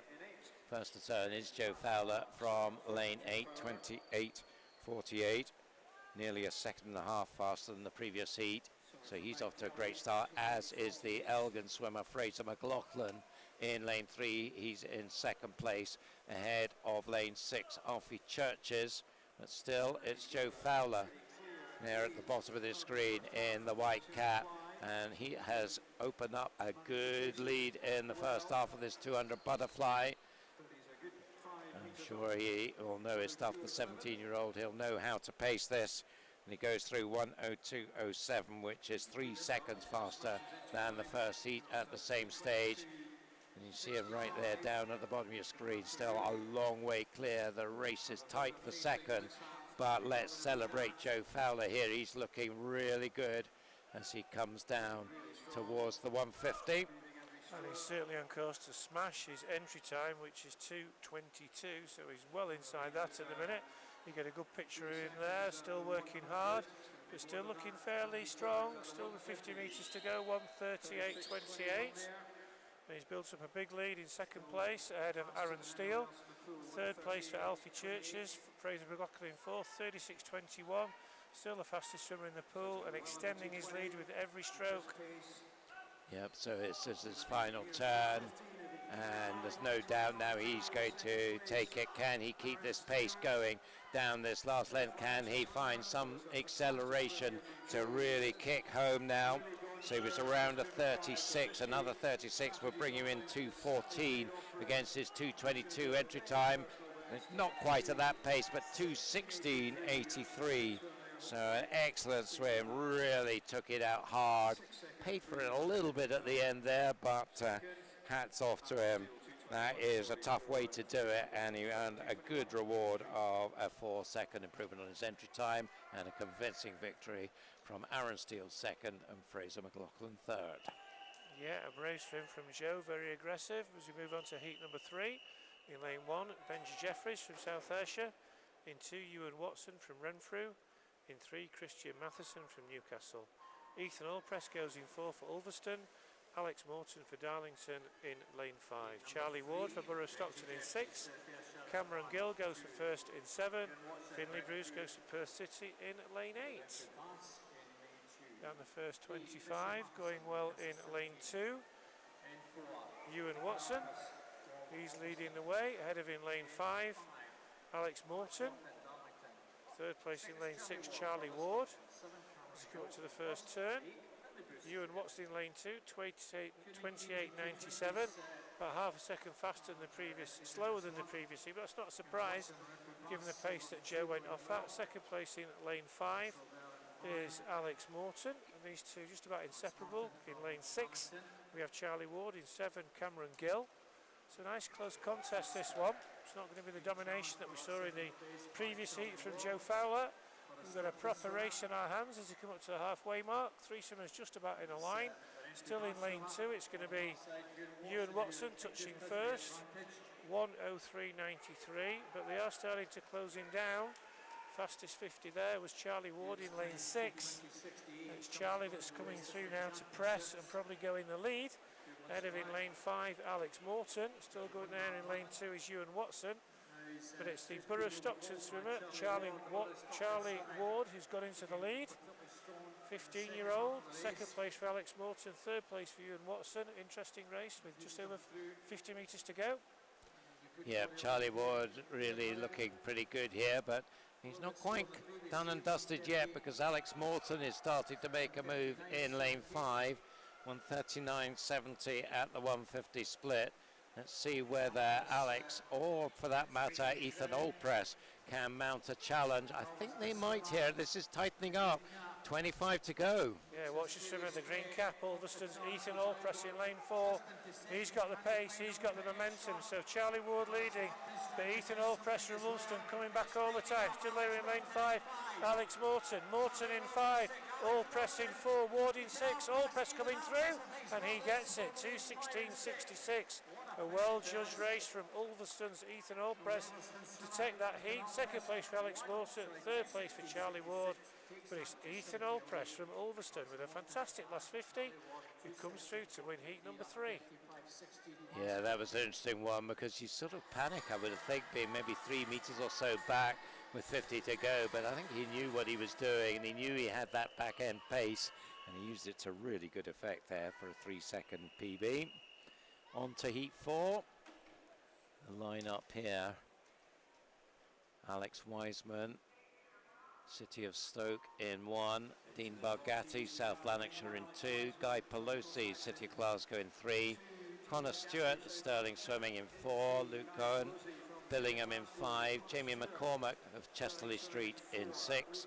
Callum Mongan of Aquabears in 7. Manu Drysdale, Warren de Baths in lane 8.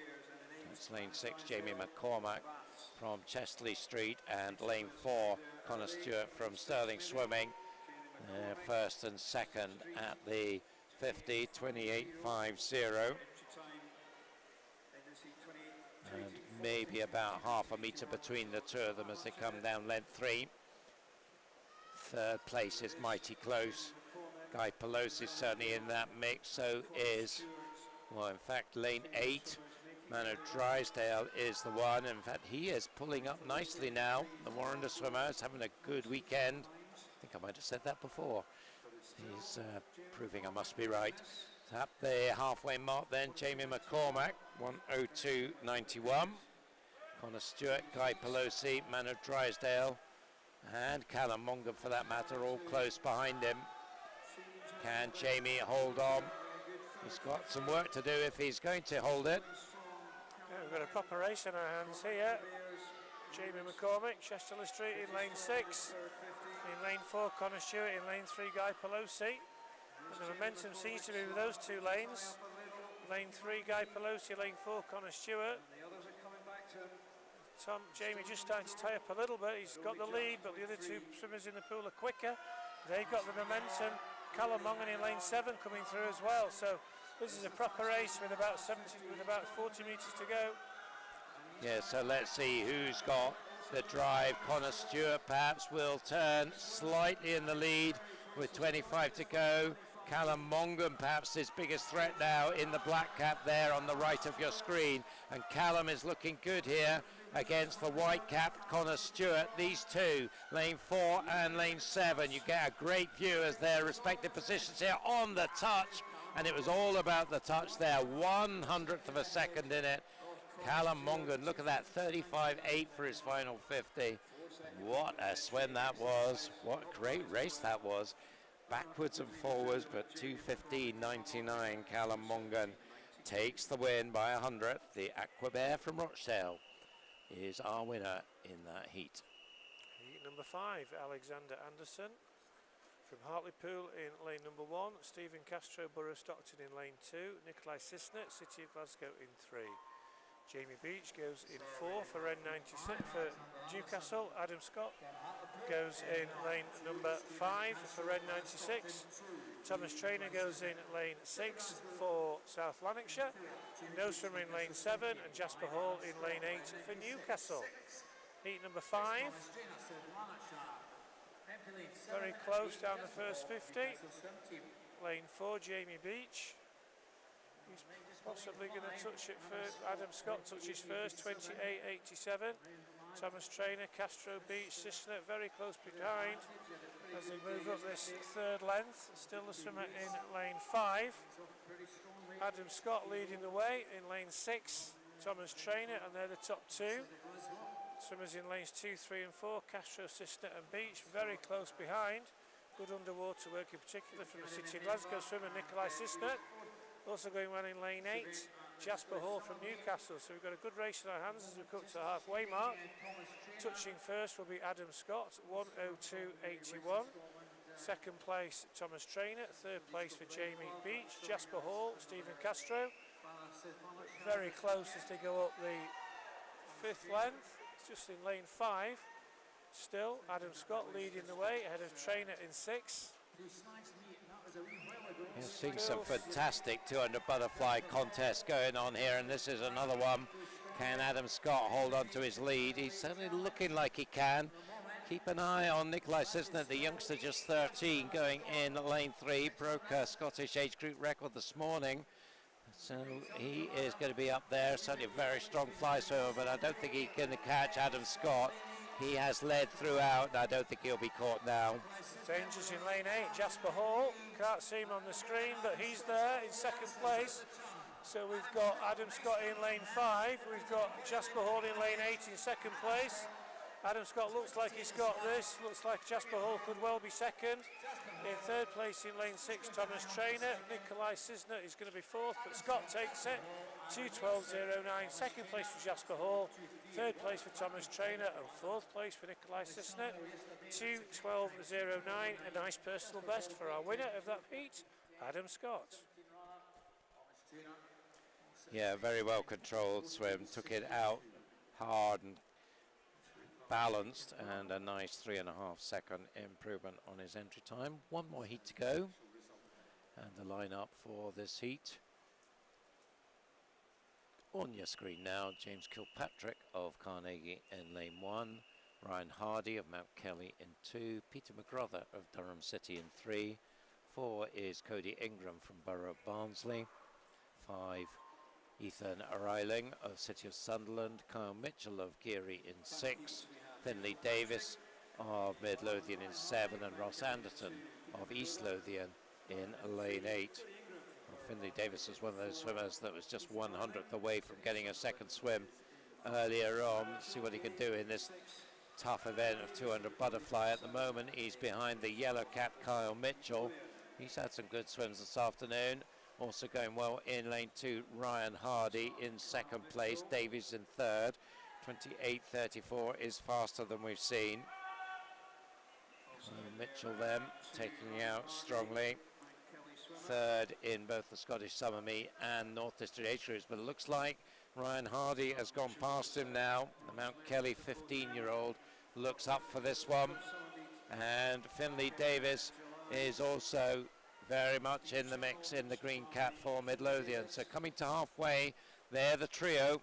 The touch though is still with Ryan Hardy by over a second now, 1:01.53. A nice 33.1 for his second 50, so he's looking like the one they've got to try and chase down. He's certainly gone for home very early as the youngster from Mount Kelly, Ryan Hardy in lane 2, but Finley Davies trying to go with him in lane 7, still there in lane 6, Kyle Mitchell, and I just wonder whether or not Finley Davis has timed this one, but he's got some work to do to get up to Ryan Hardy. He doesn't like he's slowing down as they come up to the 150 mark, 33.41, 0.2 faster than Finley Davis in second place, 1:34.94. He's got a nice gap with 50 metres to go. Yeah, so it's certainly between these two now, and still the advantage with Ryan Hardy in lane 2. Finley would really have to go some now to catch him down this final length. He will, I'm sure, give it a go. It's going to be beautiful turns, and he's certainly opened up a platform to mount his challenge. It is pretty tight, but I think Ryan Hardy will hold on to take it. He does. 2:09.60 against 2:10 dead. So good pair of swims there, both comfortably inside their entry times. Ryan Hardy came in on a 2:14.6, so a nice improvement of 5 seconds for him. Finley Davis came in on a 2:14.9, so very nearly 5-second improvement for him as well. So some really good 200 butterfly swims this afternoon. Congratulations to lots of our swimmers really putting in great swims. We now move back to our female 100-metre backstroke, and we have 5 heats of this. Heat 1, lane 1, Greta Jokibaiti from Derwent side. In lane 4, Rona Anderson from Shetland. Lane 5, Bronwyn Payne from Best, and in lane 6, Katie Palmer from Chesterler Street. As always, a slight delay whilst we get the backstroke ledges in. Time to beat this afternoon. We're still desperately trying to get one official swimmer through to tonight's finals. Is 1:04.35. So maybe the swimmers in heats 4 and 5 in particular will have a good chance of getting somewhere close to that. But our swimmers in this first heat have got entry times ranging between 1:08.57 and 1:08.76, so again, as you would expect, very closely matched. Derwent side, Shetland, Best and Chesterler Street. 4 clubs represented in this first heat. And off the blocks. Good start by the swimmer in lane number 5, Bronwyn Payne, and in lane 6, Katie Palmer. So it's Bronwyn Payne that's going to lead the first turn. Katie Palmer in lane 6 in second. Also going well is Greta Jokibaiti from Derwent side out there in lane number 3. She may well be coming through to lead at the halfway point. She touches in a time of 32.25, but very close behind. Bronwyn Payne, 32.49, Katie Palmer, so it looks between these 3 swimmers. Greta in lane 3, Bronwyn in 5, Katie in 6. 4th place for Rona in lane 4, but Greta turns first. Trying to work hard to catch it down, Katie Palmer at Chesterler Street, so this looks like it's going to go to the north of England. Although trying to come back is best, Bronwyn Payne in lane 5, so it's Greta Jokibaiti, Derwent side in 3, Katie Palmer in 6, Bronwyn Payne in 5. It's a swimmer from Derwent side who's going to get it. 1:07.75, so a nice personal best, or entry improvement by about a second for Greta. Second place for Katie Palmer, and third for Bronwyn Payne. That's your 1, 2, 3.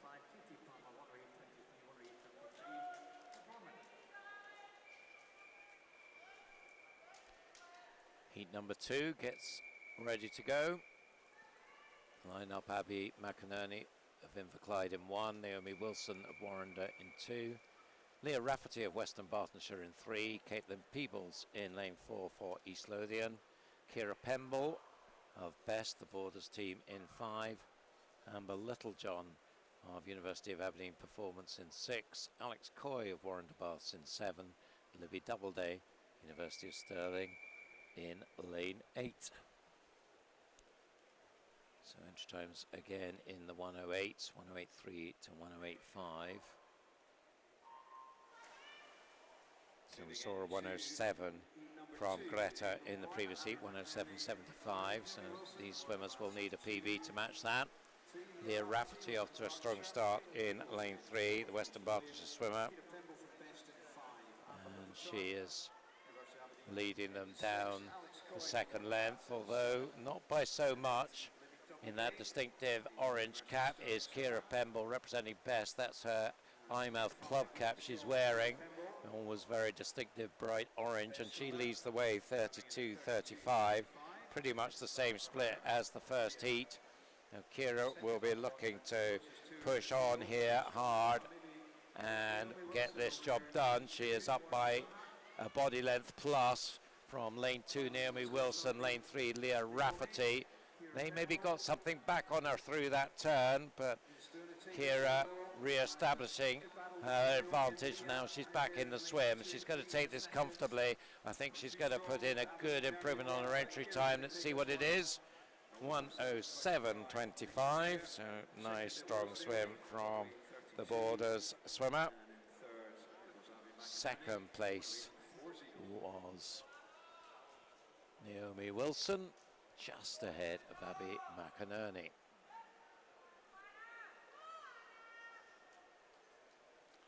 We now move on to heat number 3. We have Chloe McLean, Dundee City Aquatic swimmer, in lane 1. Nadine Wilson goes in 2 for Borough of Stockton. Isabel Fox, Derwent-side in 3. Anna Tashensko, City of Glasgow in 4. Anna Easton from Dundee City Aquatics in 5. Susha Smith from First in 6. Daisy Bevan Mount Kelly in 7. And Millie Shaw from Billingham in lane 8.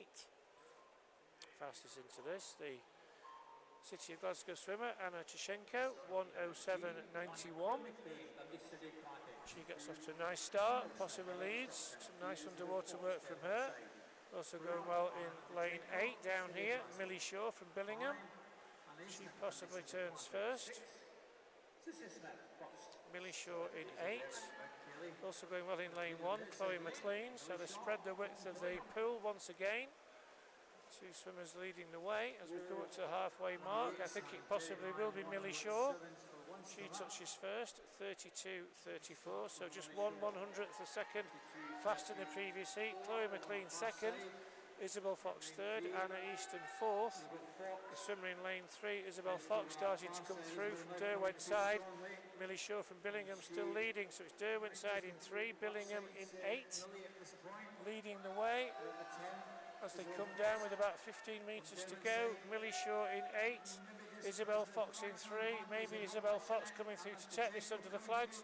I think she is. I think it's going to be the Derwent side swimmer who's going to take the heat. She touches in a time of 107.32. So a nice improvement on her entry time for Isabel. 0.7 of a second. Second for Anna Tashenko. Third for Millie Shaw. Your 1, 2, 3, but your winner, Isabel Fox from Derwent side.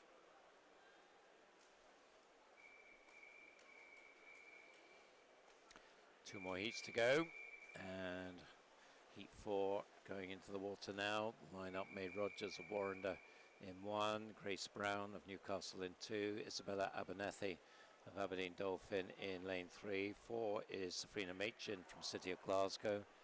5, Emma McGavin of South Lanarkshire. Rebecca Smith in lane 6 for Aquajets Newcastle. Rosie Liston, City of Glasgow in 7, and Madison Christophorus in lane 8 for Aberdeen Dolphin. 67.2 to 67.8 the range of entry times here. 67.2 is our fastest time so far. That was Kira Pemble a couple of heats ago. Pushing on, lane 6 Rebecca Smith, and lane 4 Safrina Machin, but all pretty close. Rebecca Smith just getting the touch, 32.36. The splits have been all much of a muchness for the last few heats, and really, really tight here, lanes 4, 5 and 6. I think the Aquajet just edging it still. Rebecca in lane 6. But let's see as they come out of the turn, the blue caps of Emma McGavin of South Lanarkshire and Safrina Machin of City of Glasgow are right there. It's between the three, and maybe it's Emma now in lane 5 who's just coming through in these last 25 to take the win in 1:06.86. So we duck under the 1:07.4 the first time. Second was Safrina Machin and third was Rebecca Smith.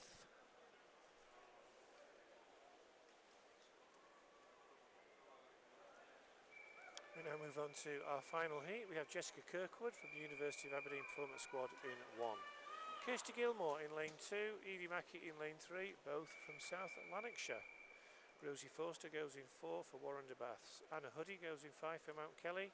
Riley Ackroyd for Tadcaster in 6. Elsa Clubb goes in 7 for Aberdeen Dolphins.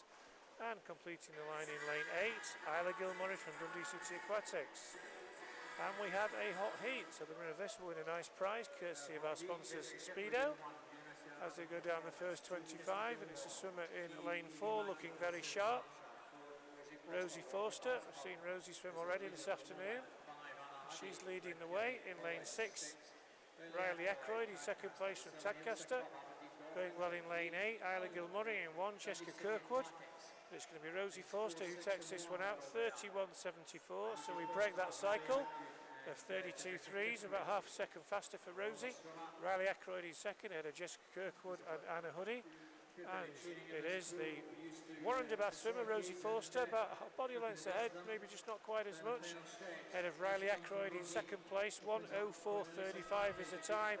It's going to be a tough ask off that split. Can Rosie get anywhere near it? She's pulling away now, coming under the flags. It's going to be a win for Warrender. It's going to be a win for Rosie Forster. Second place for Riley Ackroyd. She takes it 1:05.16, the fastest time of the afternoon for Rosie. Second place in lane 6 will be Riley Ackroyd. And in third place will be Anna Huddy. That's your 1, 2, 3. Our winner of the final heat, Warrender's Rosie Forster.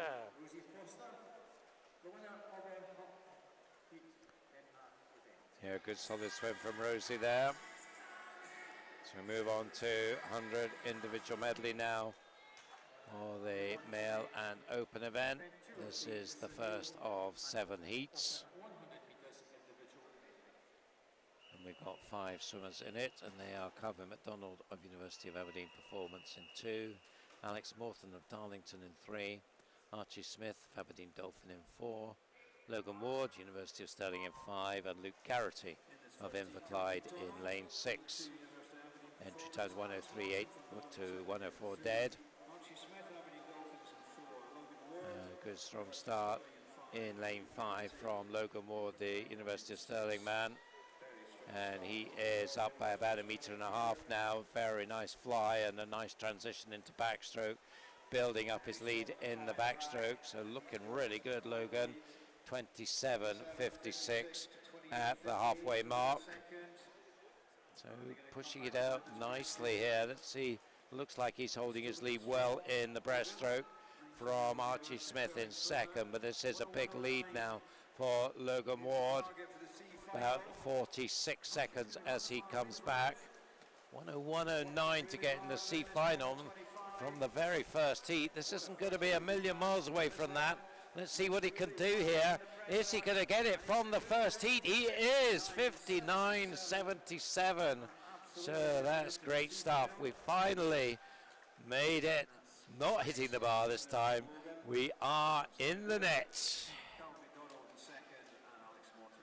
great stuff. 77. Might even get him in the B final. Yeah, we'll just check that just now. Really good swim there. Swimmers for heat 2 while we do that. Nikolai Sisnet, City of Glasgow, Elliot Arnold from Borough of Stockton, Dylan McCombie from South Aberdeenshire, Matthew Day from City of Sunderland, Rowan Brown from Elgin, Adam Thompson from South Ayrshire, Taylor Hudson from Incas, and Rory Webster from Dumfries. Yeah, so certainly in the C final, I think he'll be the fastest qualifier for the C final, just missing the B final. That's great stuff. Right, hope that's a taste of things to come. Going well in lane 1, Nikolai Sisnet, City of Glasgow. Going well in lane 5, Rowan Brown from Elgin. Nikolai did a very good front half of the 400 AM yesterday, 27.68, so it's a good start. I think the others will come back into him on the breaststroke. Rowan Brown in lane 5. In lane 4 started to come through Matthew Day, and in lane 3 Dylan McCombie. Dylan McCombie in 3 and Matthew Day in 4. I think now have moved into the lead. Matthew Day in lane 4, Dylan McCombie in lane 3. So it's a City of Sunderland swim, and Matthew Day also going well in lane 8, Rory Webster. But Matthew Day is going to take this from lane 4, fastest entry time, and he's going to take this with a time of 1:02.14. Second place was Rory Webster in lane 8, and coming through for third with a strong finish was Elliot Arnell. But there's your winner, Matthew Day, 1:02.14.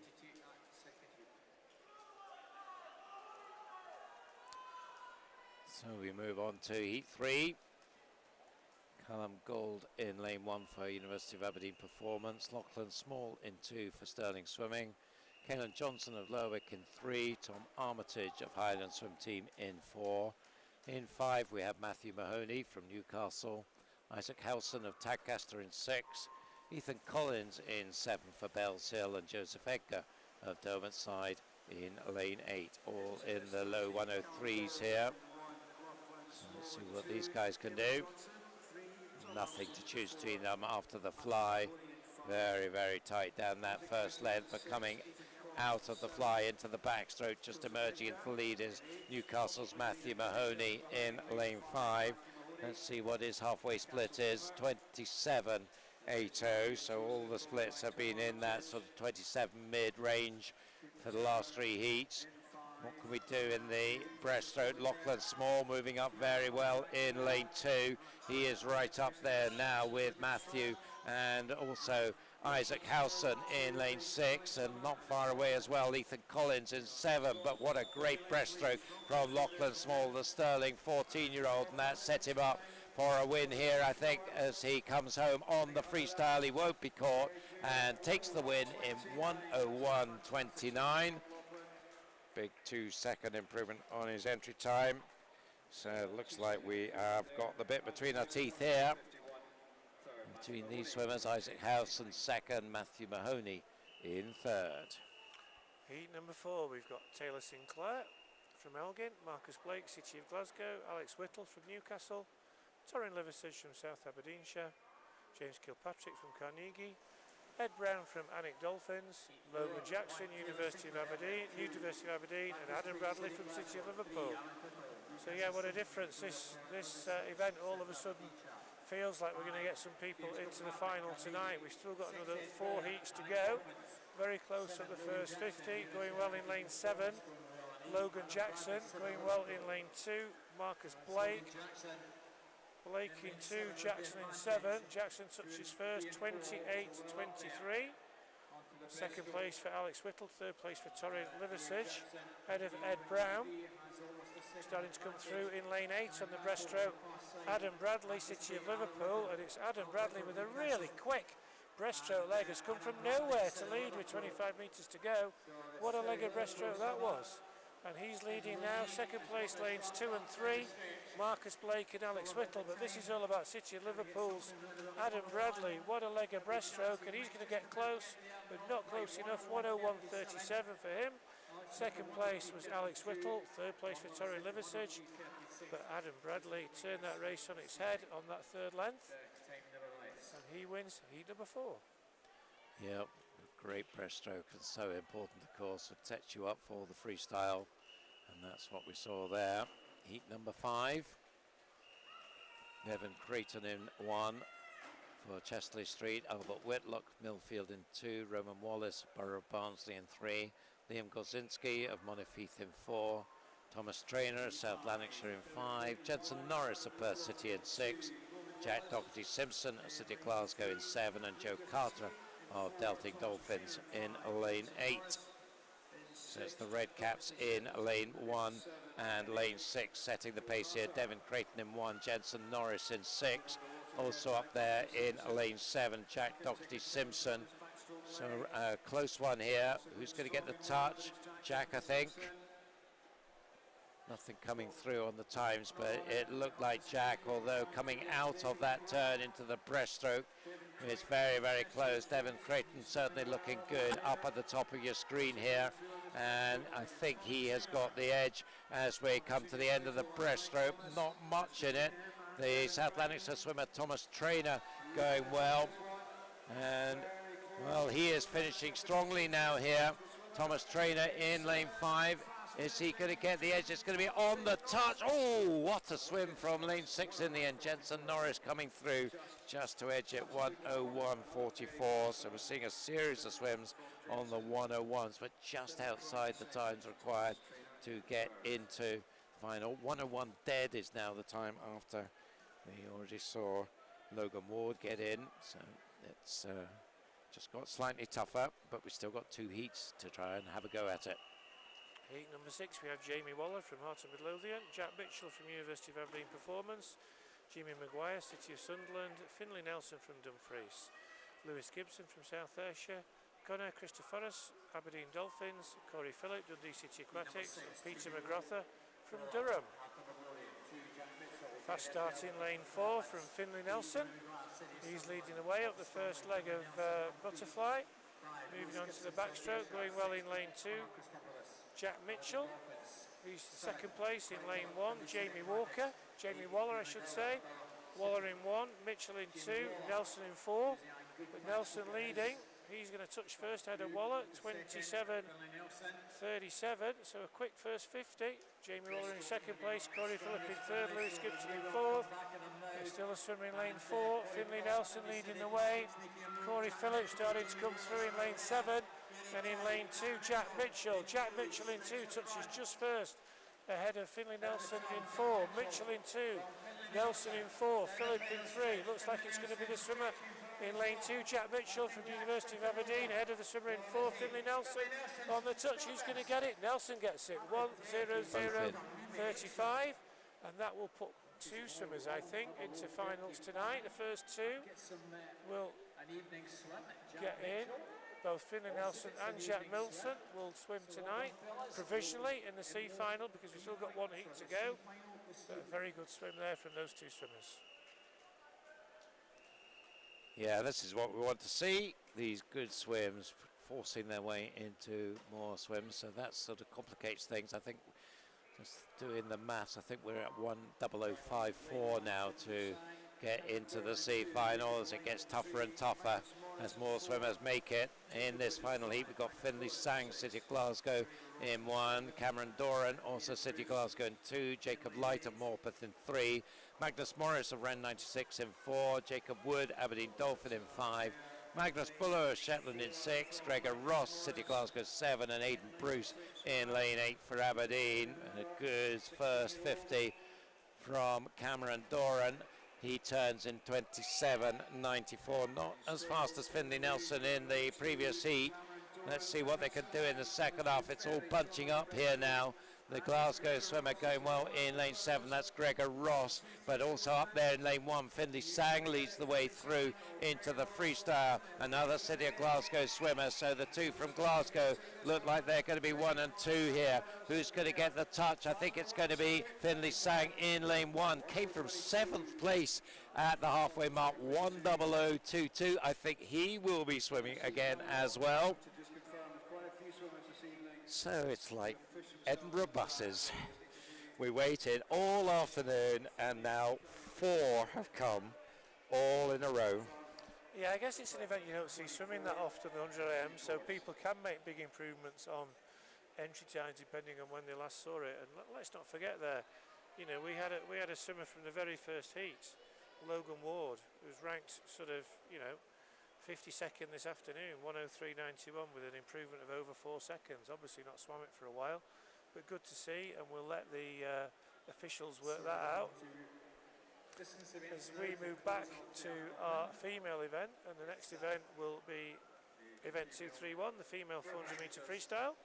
We will have 4 heats of that. As that result, we had a DQ in that previous heat, unfortunately. Aidan Bruce was DQ'd for a technical infraction. So there's the amended result. That was lane 8. Now we move on to the 400 metre freestyle. Female, heat 1 of 4. We have in lane 2, May Rogers from Warren de Baths. Lane 3, Eva Gordon from Stirling Swim. Alice Ward goes in 4 for Borough of Stockton.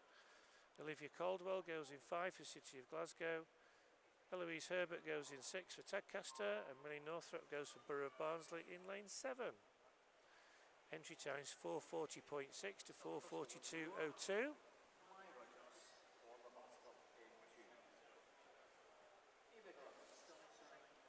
And as we've seen so often today, the outside lanes. May Rogers in 2, Millie Northrop in 7, setting the early pace. Another reverse arrowhead.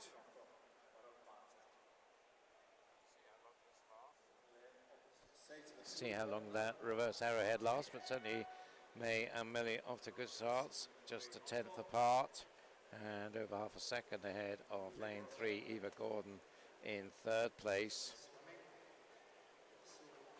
Yeah, fastest entry time into this.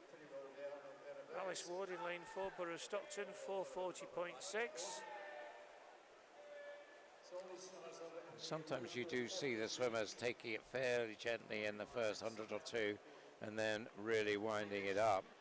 I mean, to quote an extreme example, I think in the 200 free we saw Kieran Bird taking a very easy first 100 and then pushing it on very strong in the second.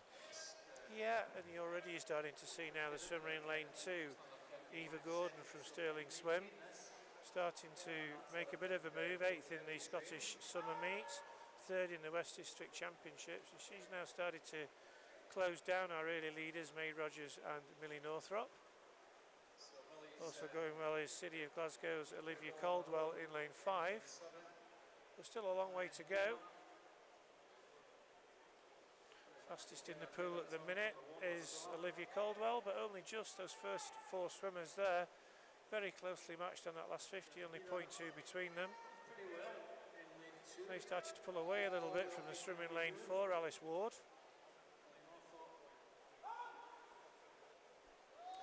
Still the 2 outside lanes though, setting the pace. May in 2, Millie in 7. Halfway point this time as they come up to this turn, 2:16.81.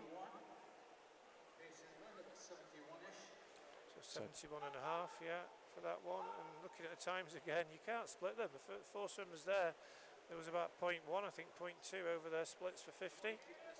So no change in the positions. Bearing in mind they're all swimming about the same pace. But it's a swimmer in lane 2, May Rogers leading the way. 2nd place for Millie Northrop, 3rd place for Eva Gordon, 4th place for Olivia Caldwell. Yes, you think if one of these swimmers in the centre lanes was going to make a move, they have to start round about now. Yeah, and the 2 outside lanes have really started to just ease away from the swimmers in lanes 3 and... It does look like it's going to be the outside lanes fighting this one out. May Rogers in 2. Warren de Bass. Warren's having a good meet this weekend. Yeah, it's worth keeping an eye on Olivia Caldwell, I think. She's just now moved up alongside Eva Gordon. Could she challenge? I mean, she's a mighty task to try and catch the leading 2, but you never know. 100 to go. A better view of these splits, I think. 3:28.47. Fastest in the pool, Millie Northrop, 36.15, and May Rogers. So the first 2 continue to pull away really, and I do think it's going to be a fight out down the last 75 metres. Maybe Olivia will be 3rd, I think. Has moved into 3rd, but she's got a lot to do. I'm not sure if they can see each other. May Rogers in 2, Warren de Bath swimmer. Millie Northrop in 7, Borough of Barnsley. So Yorkshire against Edinburgh. It's very close again with 50 to go. Northrop closed slightly by a quarter of a second, and she's only 4/100ths in it. So maybe it's the swimmer in lane 7 going to finish the stronger. She may just be easing ahead. Long trip up from Yorkshire for this weekend, but she may well win this first heat of the afternoon. Millie Northrop in 7, May Rogers in 2. 3rd place will go to Olivia Caldwell. It's going to be very tight between the 2, battling back, but it's going to be this one from Barnsley. Millie Northrop touches first, 4:39.07. So she's inside her entry time by 3 seconds. 2nd place for May Rogers, 4:39.54. So she's about 3 seconds inside her entry time as well. Third for Olivia Caldwell, ahead of Eva Gordon, Alice Ward and Eloise Herbert.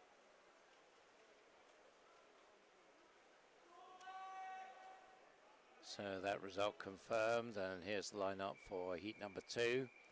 Emily Appleby for Durham City in 1, Lauren Happel of Newcastle Swim Team in 2, Matilda Smith of City of Sunderland in 3, Paige van der Westhuizen of University of Stirling in 4, Lexine McCappin of Glasgow University in 5, lane 6 is Emily Reich from University of Aberdeen Performance, Amber Hinton in lane 7 for Dumfries, and Victoria Niven of City of Glasgow in lane 8. So 2 youngsters, Amber Hinton, the 13-year-old from Dumfries, and Matilda Smith, the 14-year-old from City of Sunderland, are facing the more seasoned campaigners in the rest of the field. And the early lead is Paige, 30.77. Around about a quarter of a second up on Emily Reich, and then another 4/10 back to Lauren Heppel, Lexine McCappin. So Paige setting off at a nice pace here. B finalist in the Scottish National Championships. So we'll see what she can do here. We'd love to see her maybe pushing on hard and taking a good chunk off her entry time. Through the 100, 1:03.88. That's about a second and a half faster than the first heat. And quite a big lead, nearly 2 seconds on Amber and Emily, who turned together. 1:05.71, others very much there as well. Lexine McCappin in particular in lane 5, but I think we're going to be concentrating on Paige here. She is looking dominant. I'm not sure anybody else is going to get anywhere close to her. What do you think, John? No, I think it's that green cap again of University of Stirling, particularly the females this weekend. They've had a bit of a barren patch, I think, particularly in the female swimmers, apart from the top tiers, but it's good to see so many competing this weekend and going well. And Paige is a good example of that, and she's just swimming away from the rest of the field. 6 swimmers in a line behind her, and she's about a second faster each 50, and just building up a nice head of steam here as she comes up to the halfway point. And I think, as you rightly say, it's really Paige against the clock in this second heat. Her entry time 4:38.54. Maybe she can get it down to 4:20 something, you never know, but 2:10.52 is a pretty aggressive start for the first half of this race. Yeah, so for the second 100 that was around 67, they're about slightly under 67, so if you do the maths, that would be sort of 4:25 sort of territory. So 4:27 to get in the B final, so you never know here.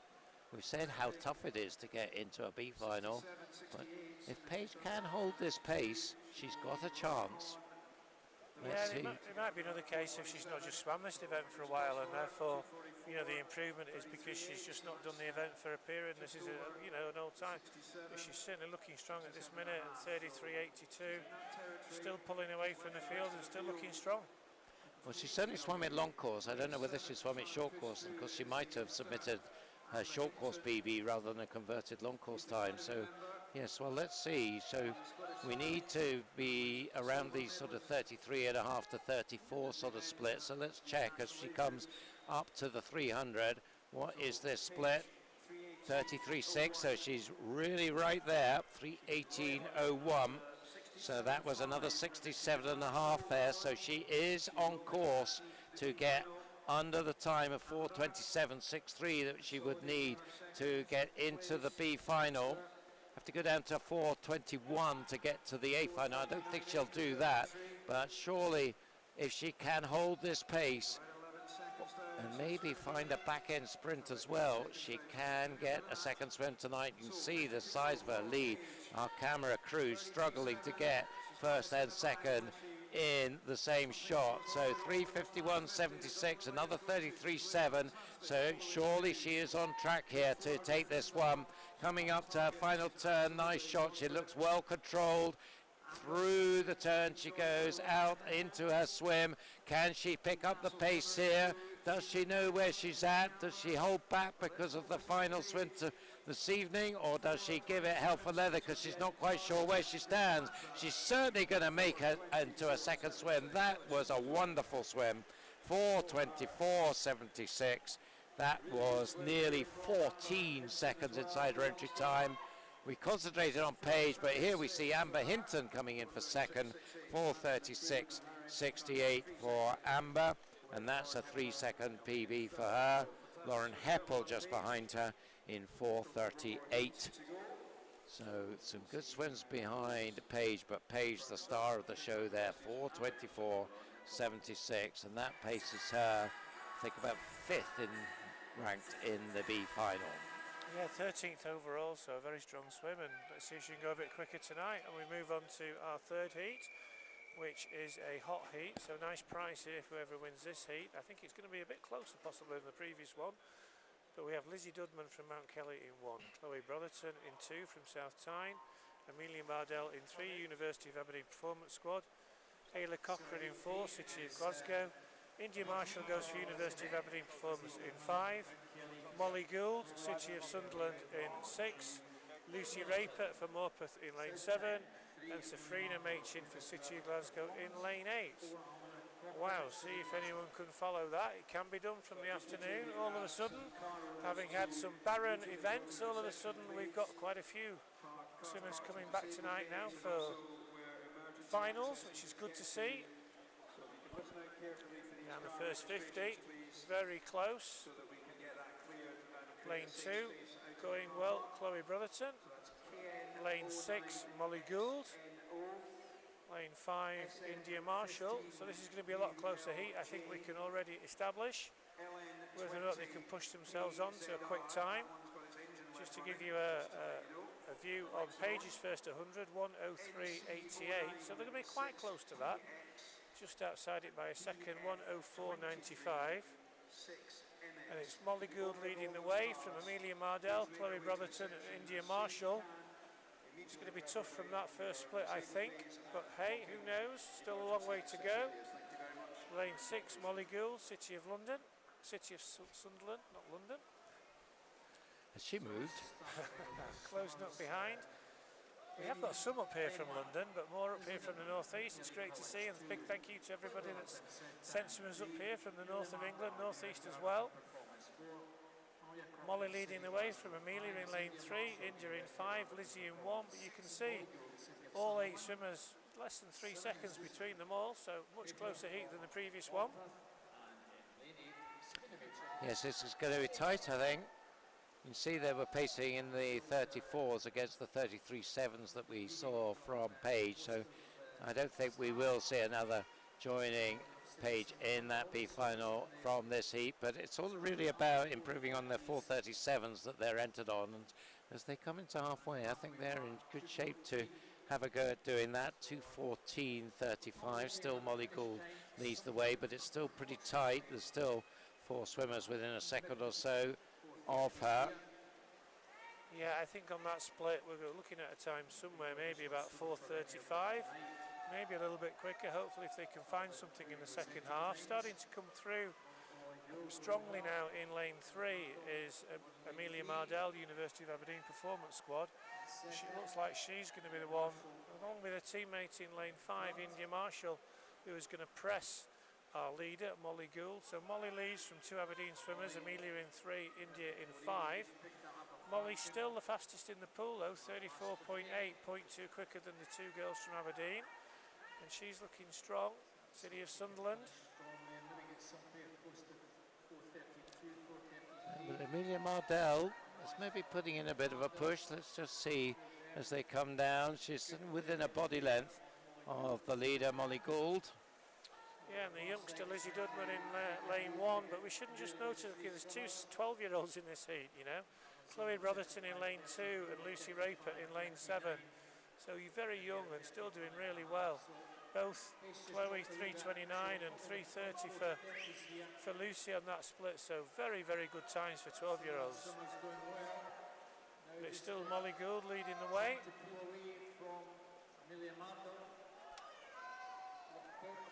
It's Molly Gould leading from the 2 Aberdeen swimmers. She's starting to be closed down a little bit. Swimmer in lane 3, Amelia. India in 5, 35.02, so she's still maintaining that lead. probably half a second faster. It's going to be very difficult for anyone to beat her from there. This is fighting out for second and third with two Aberdeen swimmers, but this one's going to go the way of Sunderland's Molly Gould. She's led for most of the race. Her entry time is 4:37.7. So we're going to see a nice improvement on that. So she comes with about 10 metres to go. Second place will be, I think, Amelia Mardell with India Marshall in third. Well, India's coming through. India's going to take it, and she does take second. But Molly Gould takes the win, 4:33.82. Second place for India Marshall with a very quick last 25 metres. Third place for Amelia Mardell, ahead of Lizzie Dudman. Chloe Brotherton, 12-year-old, swimming 4:40 just outside her entry time. Safrina Machin, Lucy Raper. But your winner from City of Sunderland, 4:33.82, Molly Gould. Yep, nice 4-second improvement for Molly as we go to our final heat now. The line-up, Mount Fellow goes in lane 1 for Mount Calais College. Faye Rogers, the S10 para swimmer for University of Aberdeen in 2. Kate Nolan of East Lothian in 3. Gwen Mearns of Tyndale in 4. Libby Walker of Tadcaster in 5. Natalie Marshall of West Lothian in 6. Lucy Oliver of Borough of Stockton in 7, and Millie Cammack of City of Sunderland in lane 8. So a string of 14-year-olds in this one. We don't have any 12-year-olds in this heat, but 4 from 14-year-olds. Hermans, Kate, and the 2 on the near side, Lucy and Millie. Leading the way early on is lane 5, Libby Walker of Tadcaster, the 18-year-old. So she has the early advantage here, 4:34.50 entry time for Libby. And we are seeing a nice arrowhead in this one early on, headed by lane 5 rather than lane 4, but close enough as we come down towards the 100. I think it is still going to be Libby by about 1.5 meters. Will take it through 1:03.77, and that is right alongside the pace from Paige van der Westhuizen. So let's see if Libby can hold this sort of pace. Tried to go with her in lane 4. Gwen Mearns from Tyndale, very close behind that with 3 swimmers in a line. So still every chance, I think, but it does look like Libby Walker's pulling away a little bit. 3 swimmers up here from Tadcaster, good to see. And she's starting to pull away a little bit, 33.91, the only swimmer sub 34 for that 50, so she's increasing her lead. Gwen Mearns in second place in lane 4, Faye Rogers in 2, Kate Nolan in 3. But this is, at the minute, very much Libby Walker, the Tadcaster swimmer, trying to get well under her entry time of 4:34.5. We'll see whether she can get anywhere near the time required to get another swim tonight, which is 4:25.64 now. It's got more harder with that earlier swim. But starting to come back very well is Faye Rogers in lane 2. She's picked up the pace. 2:13.35 at the halfway mark for Libby. Faye with a 34.24 really does have the pace now, and she's actually moving into the lead. Yeah, Faye Rogers, S10 para swimmer, as I said earlier, was a bronze medalist in the World Para Championships last year. So she'll be using this as a preparation event for, I hope to make it into the Paris Paralympic team. You fancy her chances as newly named into the podium potential squad by British Swimming, and she now has moved into the lead.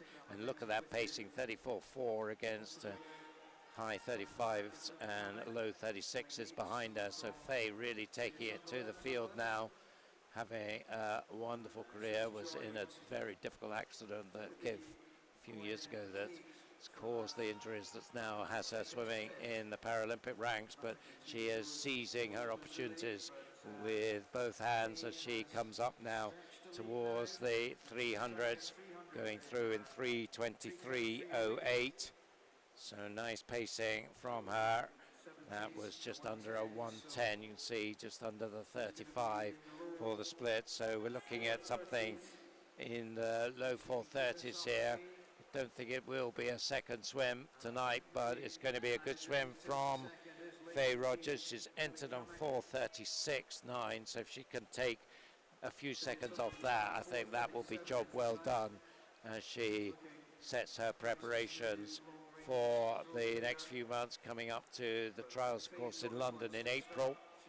3:58.30, another 35 knocked off. Millie Kamak now into second place, 7/10 ahead of Gwen Mearns, the early leader. They're going to be battling away for second place here, along with Kate Nolan, who's fairly close in lane 3, but there is our leader, Faye Rogers, coming down, showing huge power down this last length. Real grit and determination from Faye, and she will take the win in 4:32.96. Nicely done. A swim of 4 seconds improvement on her inch time.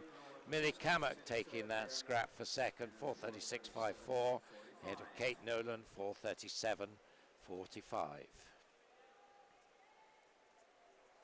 Yeah, fantastic end to the female heats this afternoon. Faye Rogers should be very pleased with that, 4:32.96. I don't think she'll be too worried about not getting a second swim later, but a good improvement on a time that she didn't know what time she swam that event in Rotterdam last week, I think. I don't know what time she swam, but that was a very strong swim. Sat off the pace in the first half and came through very strongly in the second half. We're now moving on. There's confirmation of that result. Faye Rogers, 4:32.96, ahead of Millie Kamak and Kate Nolan. As we move into our last event of the afternoon, which is the men's 1500 metre freestyle. We will have 4 heats this afternoon, and then the fastest heat will be swam tonight as part of the finals. Our first heat will have 3 swimmers. We will have Cody Rice going in lane 3 for Mount Kelly. We will have Rufus Poole in lane 4 for Barnes, and we will have Aidan Anderson for Aberdeen Dolphins in lane 5. So it's settled back. Hope you've got a cup of tea in your hand or close by as we go for the purists of the swimming sport to enjoy the 1500 freestyle. These 3 guys entered 17:30, 17:31, 17:32. So it should be close. Just seeing how it works out. Sometimes, of course, it doesn't work out that way. I think it's worth putting into perspective. It's 60 lengths of the pool. That's a lot of lengths. A lot of turns, a lot of lengths. And we'll see. We'll try and give you an indication of where we think the time might be. As I say, all entered around 17.5. So maybe we may see someone from this get under the 17-minute mark. 1:02.71. So 33 pace for Rufus, so enough second ahead of the other 2. So let's see if he can open up a good gap here. So making it look like he can. Yeah, he's from the Barnes Swimming Club. Is that down in London? Southwest London, I thought it was, yeah. Is that one of the stations on the Thames?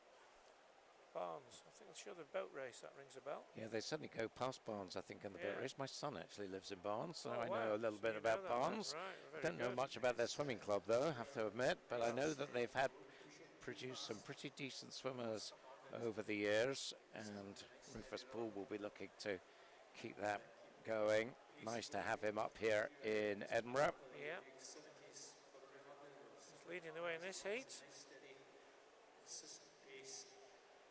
Then we've got Mount Kelly, Cody Rice. Mount Kelly with a big squad up here this weekend, as they always do, up in Scotland. Great to see them supporting the meet. And Aidan Anderson representing Aberdeen Dolphins. So quite a spread across the country here. Devon for Mount Kelly, London and Aberdeen. Yeah. So these 3 won't come across each other too often. No, 68.5 for Rufus. For that second 100. So let's see if he can settle down into some kind of a rhythm. We saw some metronomic distance swimming yesterday in the 800. Some very good distance swims, not least a new British record in the 800. And so Rufus just gradually building his lead. You see another half a second pretty much on the other 2 on that last 50. And of course these half seconds over 60 lengths add up. So 30 laps, half a second each, 15 seconds would be the advantage. Yeah, the other two digging in now, they're not getting too far away. 34.61 was his previous 50, so we'll have a look at this one. 35.20, so he slowed slightly, 3:21.03. And that was a 69.8, that last 100. If he can keep it on the 70-second mark, I think that'll give him a reasonable improvement on his entry time. Now on Aidan Anderson here, he's picked up his pace a bit, I think, here, and he's pulled away a bit from Cody Rice now. And let's see what he was faster in the last 50 than Rufus Poole. We'll see if he is again on this one. Youngest swimmer in this, Aidan, just 13. Yeah, he's 3/10 faster there. 35.3 against 34.98. So he's definitely closing, chipping away at the gap. It's down to about a second and a half now.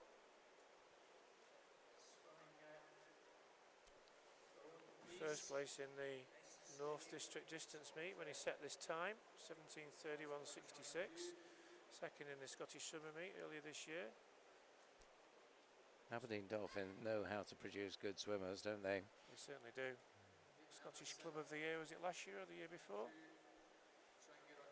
Yeah, I forget which one it was, but now look at that, half a second taken off the lead now, so Aidan will be knocking on the door before too long.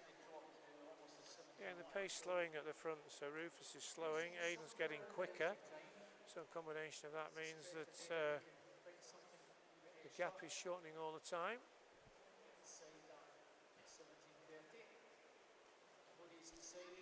And Cody Rice is staying there or thereabouts. He's not out of this by any means. No, only 3 swimmers, but you don't need, you need 2 swimmers to give you a good race. 3 can give you a very good race. So you see there the 3 Cody's splits. the fastest on that one. Yep, 35.7, 35.5, 35.5.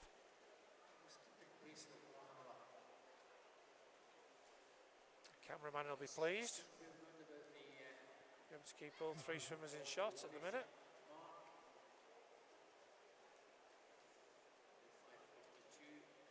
Yeah, it's a marathon for our cameraman as well. That's 60 lengths to follow the swimmers up and down the pool.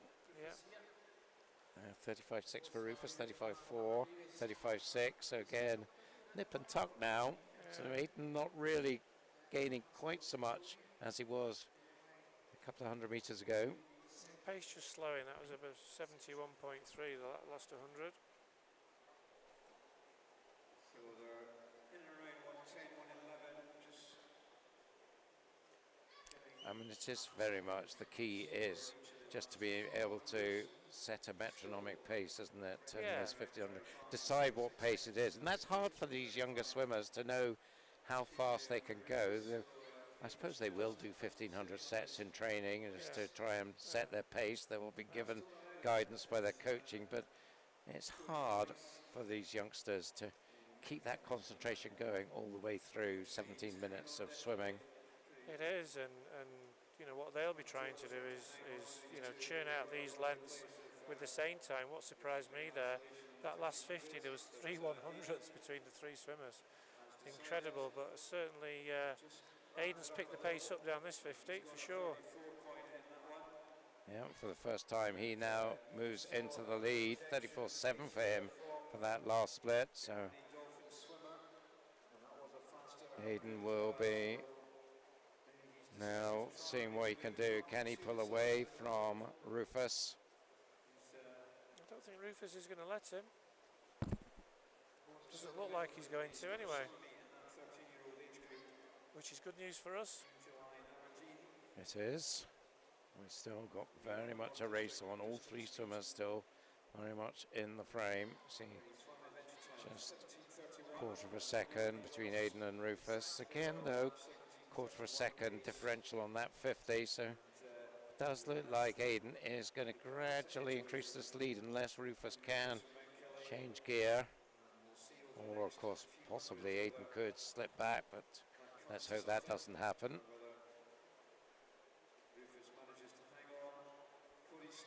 Rufus is coming back again. Aidan seems to get away with him coming down the pool, and Rufus then seems to catch up a little bit. 8:04.24 at the 700 metre mark. So the next 50 will be the halfway mark. Still around about a body length in it now. Will Rufus, oh God, Rufus got a nice turn there. Yeah, Closed the every gap time quite a the bit. turn at this end, Rufus seems to turn much better. So let's see what the gap is now. This is, as I said, halfway, 750 metres. But Aiden's still pacing a little bit faster, so the gap up to 8/10 now. Yeah, certainly as it looks to me, Aiden seems to be faster going the other way down this. Rufus seems to catch him back up a little bit on the turn. We always have these theories in pools about currents in different lanes and as to whether that impacts them. Doesn't seem to happen this time though. Aiden's starting to get away a little bit. Yes, on the venue scoreboard you get colour coding, so on the splits you get it red if they were slower than the last 50 and green if they were faster, and just seeing that, of course, they both go, you know, in the 50s here. It's not as though you've got a split going at each end of the pool, but that one, they were all faster on that one than they were on the previous 50. So work that out if you can. But Aiden, more importantly, Aiden was about 0.8 faster than the other two, and he is starting to pull away. He's making his move at the halfway mark, long way to go, but Aiden's seen enough. He's only young.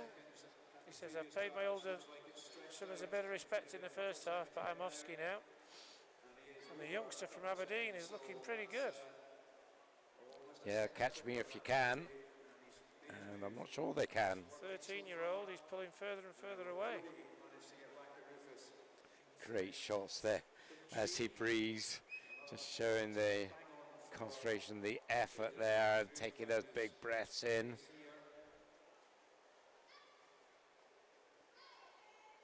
Breathing to the other side as he comes down towards the wall.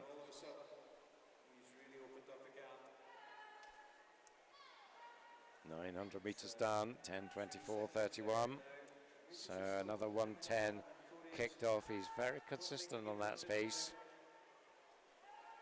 He's really starting to pull away from our early leader, Rufus Poole.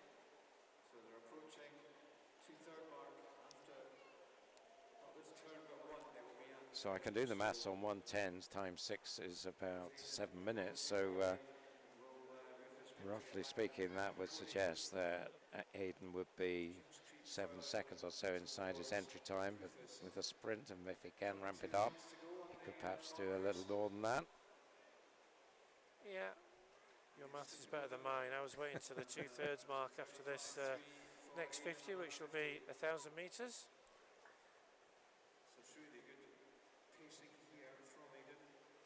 It's a good swim from the youngster. Coach is on the pool side asking him to go a little bit quicker, but easy for them to do from up there. 20 laps to go, or 20 lengths to go.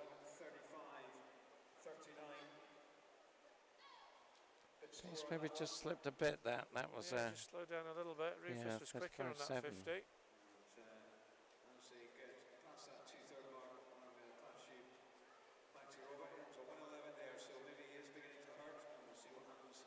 That gap does look like it's starting to close down again. Yeah, we'll see at this next split whether Rufus can continue to chip away at it. So he got a little bit in that last 50. Aiden perhaps looking just a little bit uncomfortable as he came through there. Yeah, that's right. 5.3. Head came out of the water, didn't it? Yeah. Breathe at the top. But he's still faster than Rufus. 36.1 for Rufus. 35.9 for Cody. So you see what's that, 6 metres or so lead for Aiden now, and a little less than that between Rufus and Cody.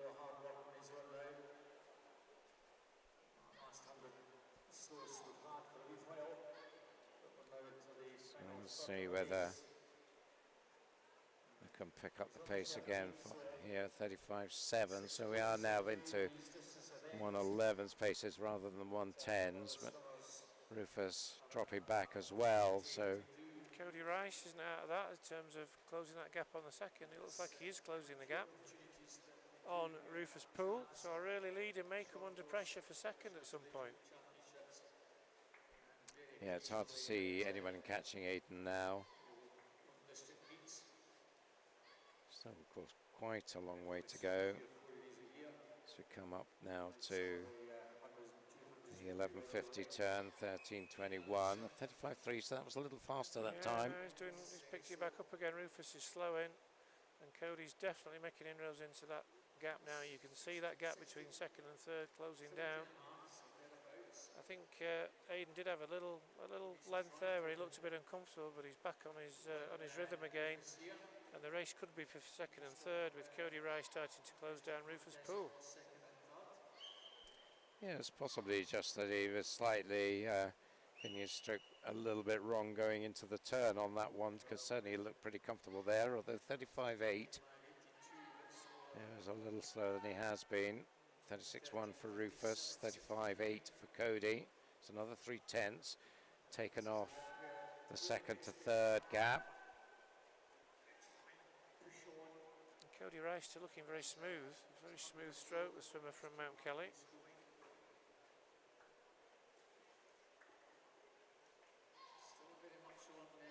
Continues to make inroads into that second place, I think.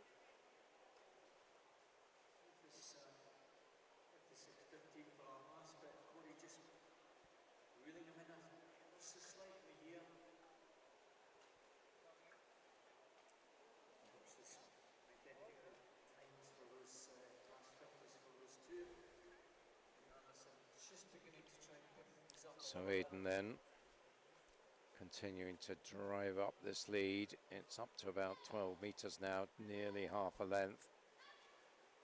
And he will be thinking about his closing strategy now. Through 1300 meters, 15.08.27.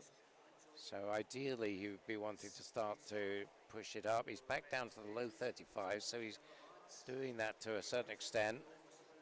Yeah, he's looking good, but the race on for second, and again Cody Rice has continued to close down Rufus Poole, took another second out of him on that last 50, and on that pacing I think we're going to have an exciting battle for second and third over the last 50. Yeah, it looks that way. It'll be 150 to go. You can see number 6 on the lap card there for Aidan. 35.29 again, so that was good. Yeah, so he should be inside his entry time. I think not by a huge amount, but it's going to be, I think, an improvement for Aidan. As John mentioned earlier, fairly recent time done at North District Distance Meet up in Fraserburgh, right up in the north of Aberdeenshire. Meanwhile, Rufus Poole is really being closed down by Cody Rice. Yeah, getting great shots of that battle now. As we can see, Cody and the white of Mount Kelly starting to knock on Rufus Poole's door. 16.18.70 though, 100 meters to go for Aidan. Now what's he got left in the tank to open up and stretch this improvement on his entry time? Yeah, it'd be nice to get into that 16.20 somewhere, which I think he will do. How low can he get it? 26, 27 maybe? Yep, here he comes to the bell. 16.54. That was a 35. If you could do a 34 here, that would be 17.28. Anything beyond that, I think, is a bonus. Yep. He's looking tired, to be fair. The race for second, though, Rufus Poole looks like he's going to hold on. He's obviously responded to the challenge. And as they turn for the final time, it looks like Rufus will hold on to second, but Aidan Anderson is going to bring this first heat home.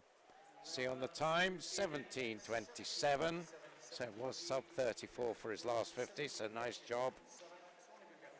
And he is inside his entry time by around 4 seconds. Rufus Poole hangs on for second, ahead of Cody Rice, but a good race between the two of them there. They spurred each other on.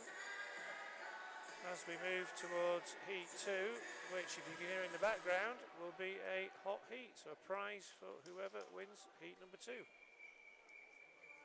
You're having to earn your prize in a 1500, aren't you? Hang on, they get prizes are a 50 or 100. We have to do 60 lengths of the pool to qualify for our prize. And only 1 out of the 8 will do it. That is true, and the 8R, Taylor Sinclair of Elgin in lane 1, Innes Gow of Geary in 2, Finley Geddes of Lerwick in 3, Toby Bullock of Midlothian in 4, Harry Whitfield of Darlington in 5, Owen Brown of Newcastle in 6, Dan Hall goes in 7 for University of Aberdeen Performance, and Sam Wright for Tadcaster in lane 8, entry time 17:15 up to 17:28. Yeah, Toby Bullock swam in the 800 yesterday, swam a good race in that. He'll be looking to back that up this afternoon in the longer race of 1500, 15-year-old from Midlothian. 17:15.4 is his entry time. So we'll see how close he can get, hopefully, to that 17-minute mark. But very closely matched, 4 swimmers, 1, 2, 4 and 5 down the first 100. Yep, so at the 100, 101.53, Toby Bullock does have the edge. Second and a bit faster than the first heat at the 100. Henry Whitfield second, and Innes Gow third. So 2 green caps of Midlothian and Darlington at the front of the race. But lanes 1 and 2 are right there as well. Taylor and Innes, 2 from the north, Elgin and Geary, the Inverurie-based team. No surprise to see a Geary swimmer going well in a distance race. Innes Gow in this one. We've got swimmers in the next 2 heats as well, and the swimmer in the fastest heat. So, as we always say, watch out for Geary in a distance race. And Innes Gow hoping to get one on the board for the club in this second heat. He's certainly put himself into the race early on. Yeah, so this is up for grabs, you would think. Plenty of swimmers staking their claim for this one, 4 anyway. Still led, I think, by Toby Bullock in lane 4, or maybe not. No, it's Innes Gow, 2:09.12. Yeah, a bit of rivalry between these two, isn't there? Both swimming the same age group. And Toby was first in the Scottish Summer Meet to Innes' second. Toby was third in the Scottish National Age groups to Innes' fifth. So we'll see how that race develops. Toby's not having anything of it, and I think he's eased his way back to the front. Meanwhile, Taylor Sinclair is right there with them in lane 1 as well. The Elgin swimmer. So 17:28 entry time, so a fair bit slower on paper than Toby Bullock, but he's sticking to the task nicely here. Harry Whitfield perhaps just struggling to stay with the steady pace. He's the youngest in the field, 13-year-old from Darlington. We saw Harry up at Scottish National Age Groups up in Aberdeen last spring, which he won for his age group, and he did his entry time recently at the North East Regionals, second in the 14-year-old age group, 13-year-old age group I should say. 3:17.84 at the 100-metre mark. Nothing between Toby and Innes on that last 50. Nothing between them in the pool. Stroke for stroke at the minute. That last 100 was 68.7. Hopefully puts them just in about the 17 minutes or slightly over. Very early days though. Well, that's impressive, trying to do the maths on that to get them up to 1500. You heard it here. I was just listening to the main commentator. They've got the benefit of the machine that gives them that. So that's all I did there, Duncan. Oh, and there was me thinking you have magical powers. You're disappointing me now. No, just big ears. 17 minutes is what I heard on that split. But you know, we'll see how we go. Hopefully it starts with a 16, but you know, a long way to go still. 4:26.50. So that was the 400, and they're 5 and a bit seconds faster than the first heat. This stage, can't remember at this stage whether it was Aidan or whether it was Rufus in the lead at this point. I think it might have been Aidan by now. I think it was still Rufus at the 400 mark. It could have been.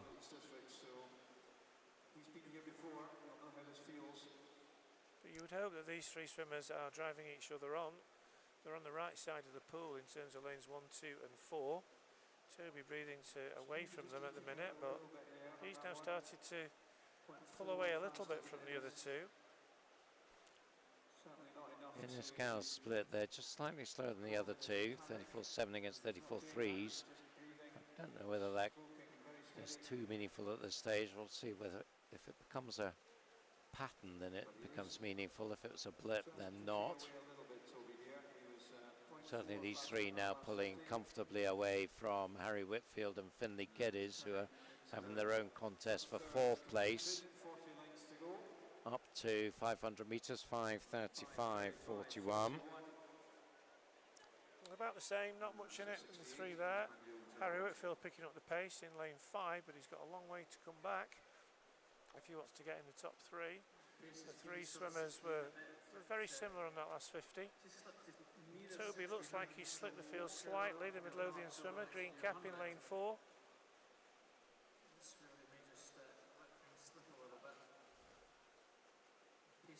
Have a look at the three this time as they go over.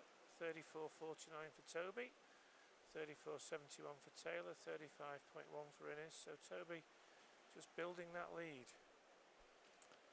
Yep, so Toby, mentioned winner in the Scottish Summer Meet, did a 17.02 a couple of weeks ago at East District Age Groups up in Glenrothes, so he was certainly be hoping to get under that 17-minute mark, and he was pretty close to it 2 weeks ago. So, and he might well have done a mini taper for this one, which he wouldn't have done 2 weeks ago. So we'll see how this progresses at 600, 6:44.48.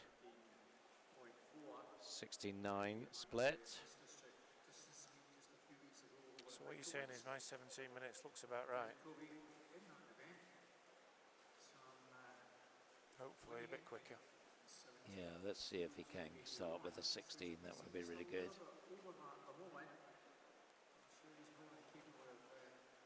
Midlothian have some pretty decent swimmers. We've seen Finlay Davis, who was so close to getting a second swim earlier.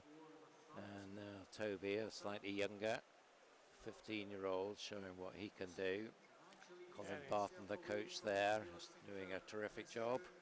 And he's really starting to open up now, Toby, and really starting to pull away. So it really is going to be Toby against the clock, I think, in the second half. Maybe Innes just paying a little bit for that early pace, because he's now being passed by Taylor Sinclair on his inside from Elgin. So we'll see how that works out, but Toby just swimming away from the rest of the field at the minute, 34.54. Half a second again over the next two. Yes, so consistent pacing around that 69-second mark for his hundreds. He's holding that very nicely. And it is a good contest going on at the top of your screen for second place between Taylor and Innes.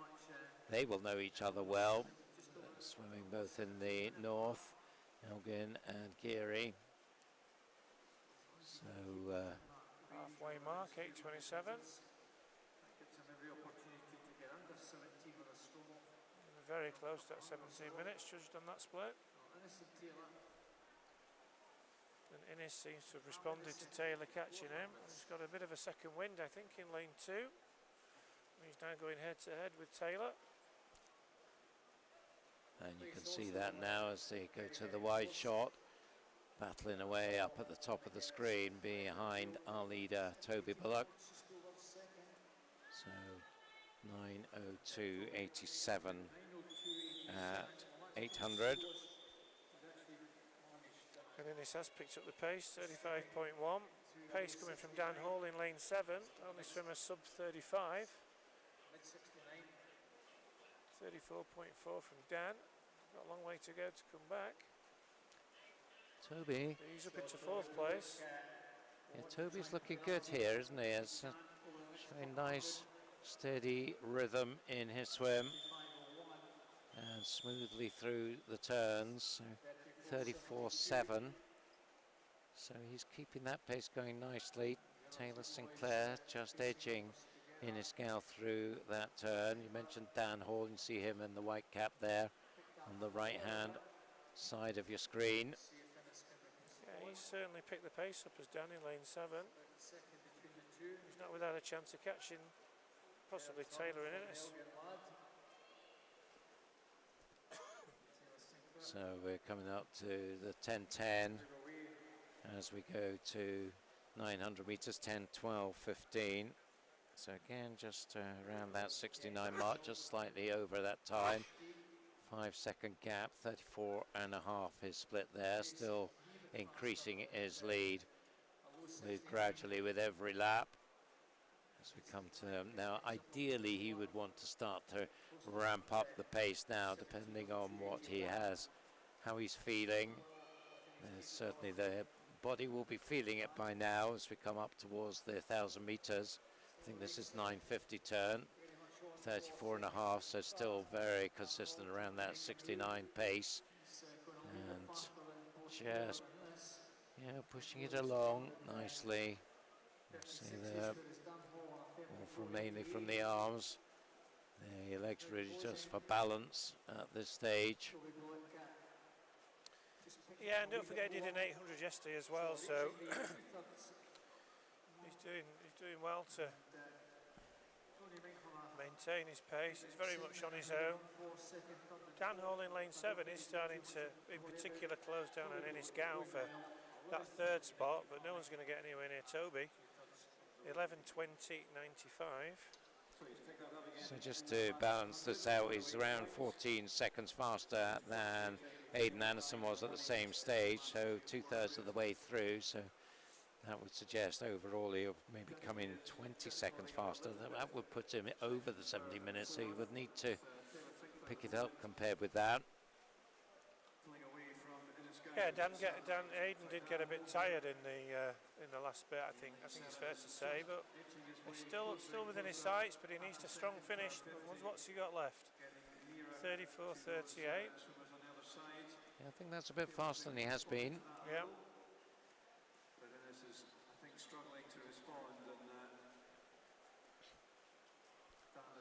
So really focusing in now on Toby.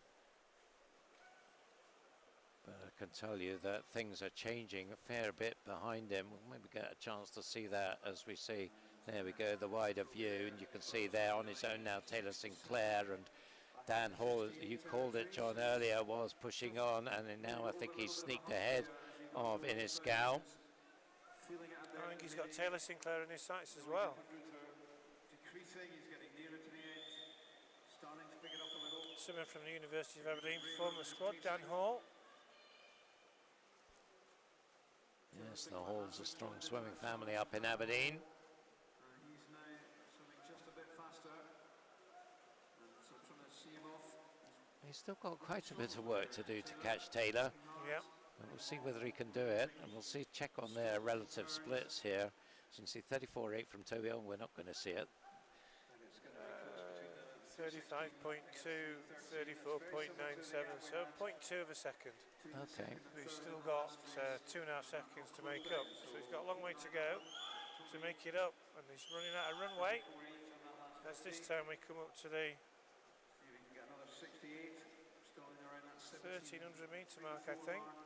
1200 metre mark, 13, 30, it's 300 metres to go. Toby just struggling a little bit, 35.02 for that last 50, so he's feeling the pace. So he is on 110 still pretty consistently, so 3:30 on that would be 17:09, so he certainly does have to pick it up a fair bit if he's to get under the 17 minutes. I think he will be less than 17:09, but entered 17:15, but as I said, he did do a 17:02 2 weeks ago.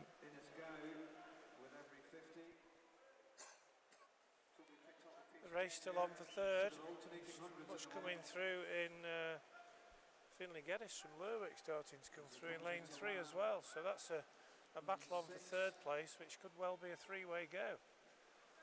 Although Dan Hall, sorry, is in third, but Finlay Geddes trying to get in the mix. Meanwhile, Toby Bullock continues to churn out the 50s at 35. Tony Lillick, 34.36, so he's picked the pace up a little bit again, 14.48. another 68 for him. So 200 to go for him.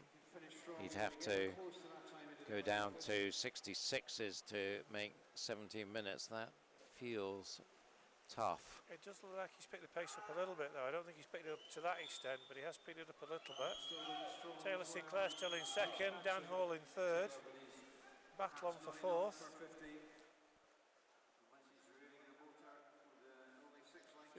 15.22.76 at the 13.50 mark. Innocent Finlay having a real He's looking against it now, getting under that 17 minutes. Fourth and fifth. It's fluctuating almost at every turn. Virtually nothing between them. Toby Bullock has swum this very bravely on his own out the front. Had a bit of company for the first 300, 400 metres. But apart from that, it's been him against the clock. Creeping up on You just see Taylor Sinclair on the left, top left of your screen there. He's holding on to second ahead of Dan Hall, who there you can see now. So it looks like Taylor is the favourite for second place now with 100 metres to go. 15.56.62 for Toby. So he has upped his pace, 68 and change there, and certainly will up his pace in this final 100. Yeah, he's going to be close to that 17.02. 17.02.81. What's he got left? So let's see, the bell goes 16.30. So that was a 34. So to match that 17.02, he needs what? 32. 32. Yep, 17.02.81 it was he did in Glenrothes. So let's see. Legs will start to go, you would think, here. And he is feeling tired. This has been very much a solo effort as he comes into the final 5 o'clock, into the 17 minutes. He comes in. Oh, he is inside the time he did at Glenrothes by around about a 1/10 of a second. 9 So, hundredths of a second. yeah, well done, Sinclair's Toby. going to come second. Dan Hall's going to finish third. Sam Wright in fourth. Good result, good back end from Sam. Not mentioned his name, but he came through strong. Ted Kester swimmer. Yeah, Quite nice close stuff. behind. Finlay Geddes, Inniscow, Harry Whitfield, all very close together. Yeah, Sam Wright there finished on a 31.1 there, so the fastest in that last 50. So well done, Sam. Following from Sam Wright, who was fourth, who just didn't catch Dan Hall. And we'll get that 1, 2, 3 confirmed in a minute. Toby Bullock, 17.02.72. Owen Brown completes the field. Newcastle swimmer, 17.46. Sam Wright for third. As we move on to heat number 3, we have Aidan Bruce from Aberdeen in lane 1, Ewan Jones, West Lothian in 2, Panos Angelakis, Heart of Midlothian in 3, Fraser Tetlow from Geary in lane 4, Ralph Robson of Tyndale goes in lane 5, Jamie Gilchrist, South Lanarkshire goes in 6, Connor Stewart, Stirling Swim in 7, Gregor Skinner from first in lane 8, entry times 16.56 through to 17.15. Fastest time so far this afternoon in the previous heat, 17.02.72. So we'll see how this race settles down. You'd certainly expect this one to be faster than Toby's swim. There's entry times in a number of them in the 16.50s, and they'll be looking to improve on that. Early doors, Ewan Jones, Aidan Bruce up at the top of your screen, and Fraser Tetlow in lane 4 taking it out, 28s and 29s, Rolf Robson as well in lane 5. It's always a bit of a dash the first 100, and even in an 800, 1500, before it settles down. You saw that in the 800 last night. There was some of the swimmers went out really fast and paid for that later on. Yeah, I always slightly worry if they go out too aggressively in the early stages that, there's no free lunches in this. If you use it early, have you got it late? No such thing as a free lunch. It's Ewan Jones who has gone out pretty aggressively, the West Lothian swimmer. He has swam a faster time looking at that in the East District, 16.55. So Ewan probably does know what he's doing.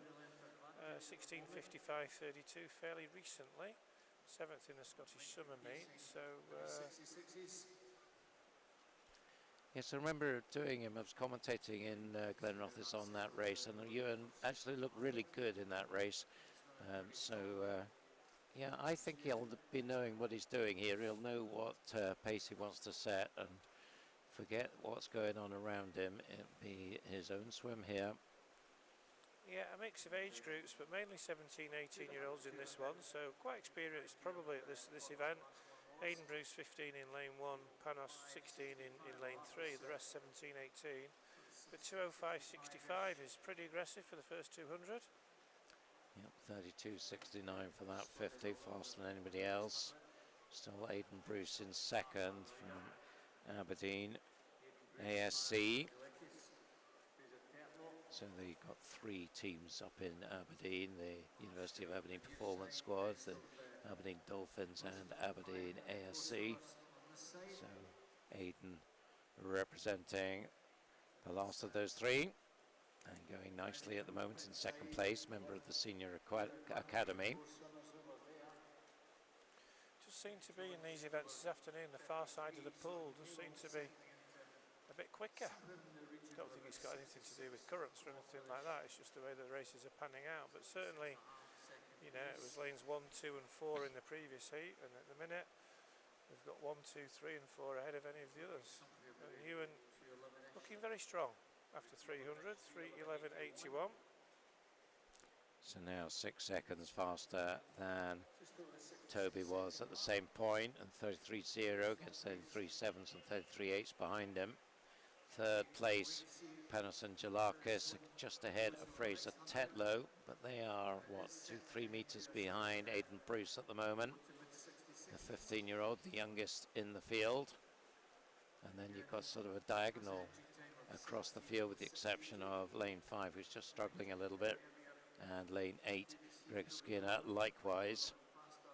Got Ewan at the front, 33.2. Again, nobody's maintaining that pace other than him. Oh, he's looking very good, isn't he? It's been a very impressive through the first nearly 400 metres of this race. He's gone out nice and aggressively. I'm pretty sure he's ahead of his even that 16:55 time on the current splits. But we'll see how things settle down if he can maintain this pace.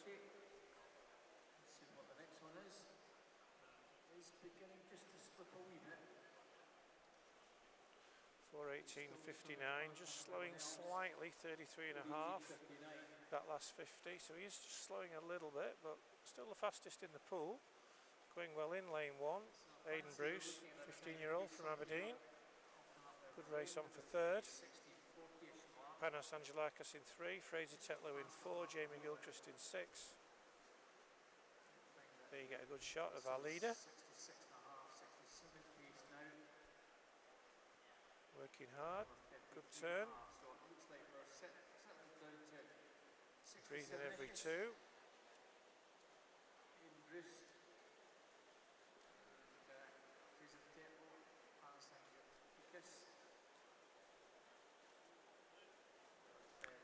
Yeah, so maybe sort of 33.5 is the pace that Ewan is now settling into.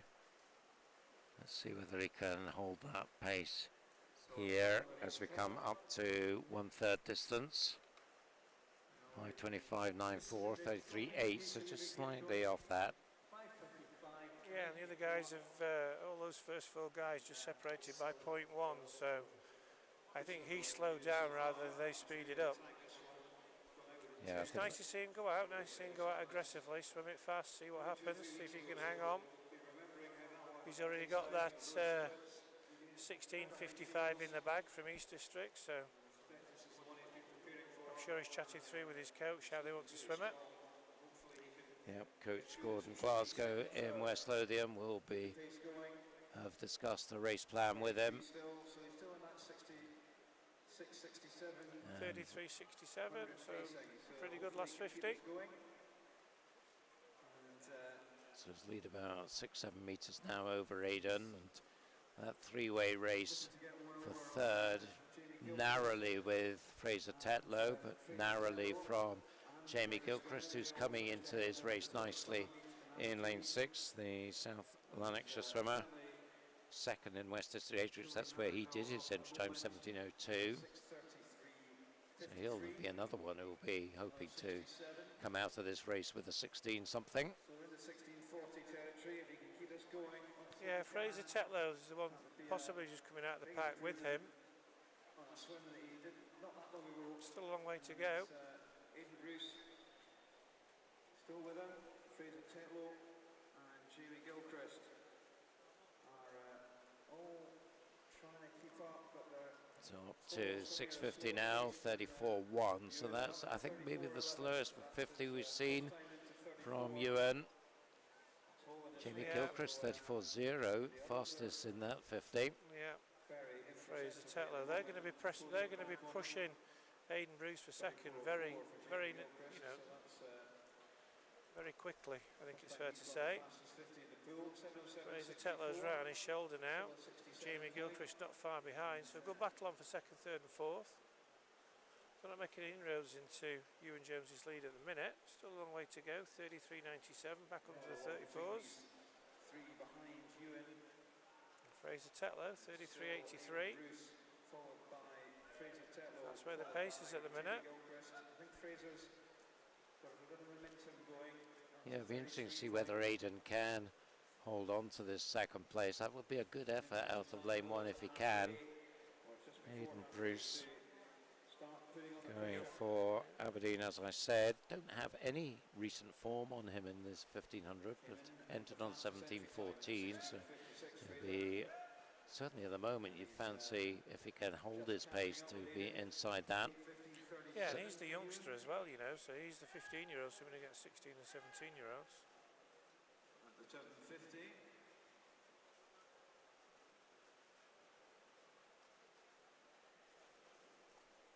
So into the second half now as we come down towards 800. Hundreds is definitely starting to feel the pace a little. This is his turn at 800. He's about over halfway. 8:49.35, just under the 34 that time. Quick up there by Fraser at the lap marker. Still quickest in the pool, so still maintaining that lead is Ewan Jones. Still looking good for something in and around what he swam at that East District single and roughest, mid 1650s. Battle on for second. Yeah. Aidan Bruce, Fraser Tetlow side by side. Yeah, Jamie Gilchrist has just fallen back a bit from Fraser Tetlow, so it's a two-way contest at the moment for second. I think maybe Fraser's going to have it. Is he at this turn? I think so. I think, yeah, he's moved into second for the first time. Yeah. 800's in it. Him and Ewan virtually the same time on that last 50. But Aidan's not giving up without a fight. He's battling back. Jamie Gilchrist not out of it, and he's against cheating him on there. Yeah, absolutely together at that turn as well. So coming up towards 10 minutes of swimming now. Ewan Jones, 9:56.92 at the 900. 33.8, so he's pretty pace, consistent. Yeah, he's maintained that pace. So still a good 10 seconds, if not more, improvement on his. Aidan is not having any of it as far as Fraser Tetlow is concerned. He is pushing hard to hold his second place, but, well, not quite, I think, at that turn. And Jamie Gilchrist still there or thereabouts as well, still with a long way to go. Still not giving up, he's still pushing hard. 34.02 for Ewan down that 50. So he's still knocking out the 68s, high 67s.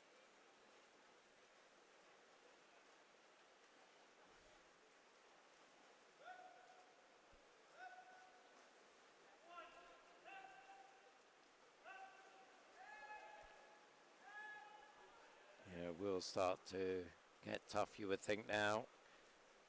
Coming up to 1,000 meters. So 500 to go, 11:04.87.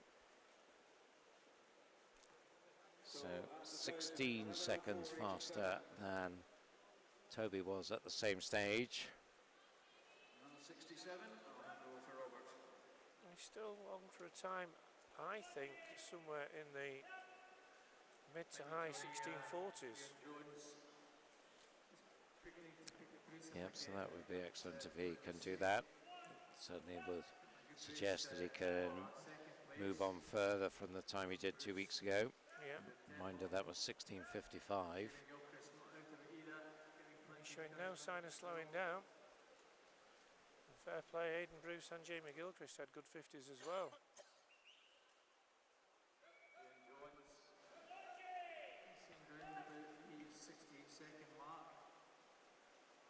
Yes, Aidan back into second place. Yeah, he's not pulling away from the field like he was. That distance has more or less been maintained.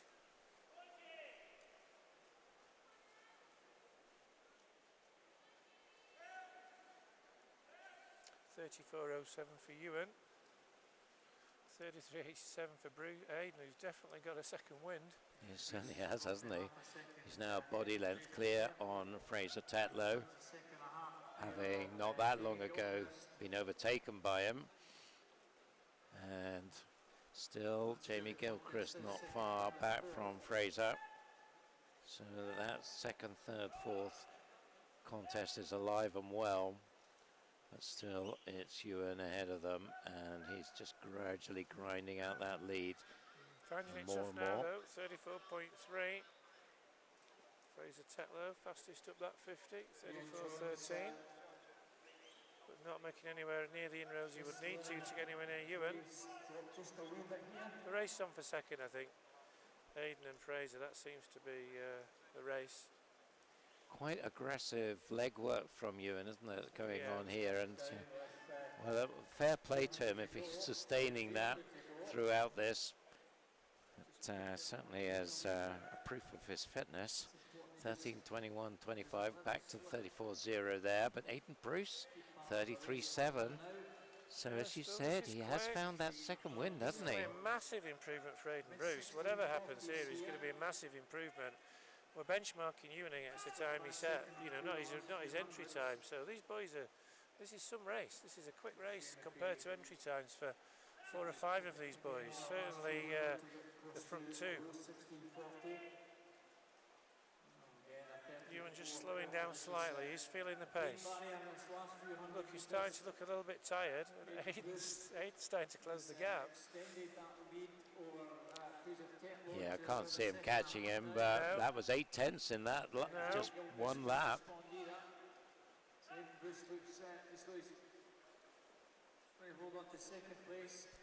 He now has Panos Angelakis in his sights to lap, so that, will that spur him on to just have that target to have a go back to the low 34s? That's where he wants to be.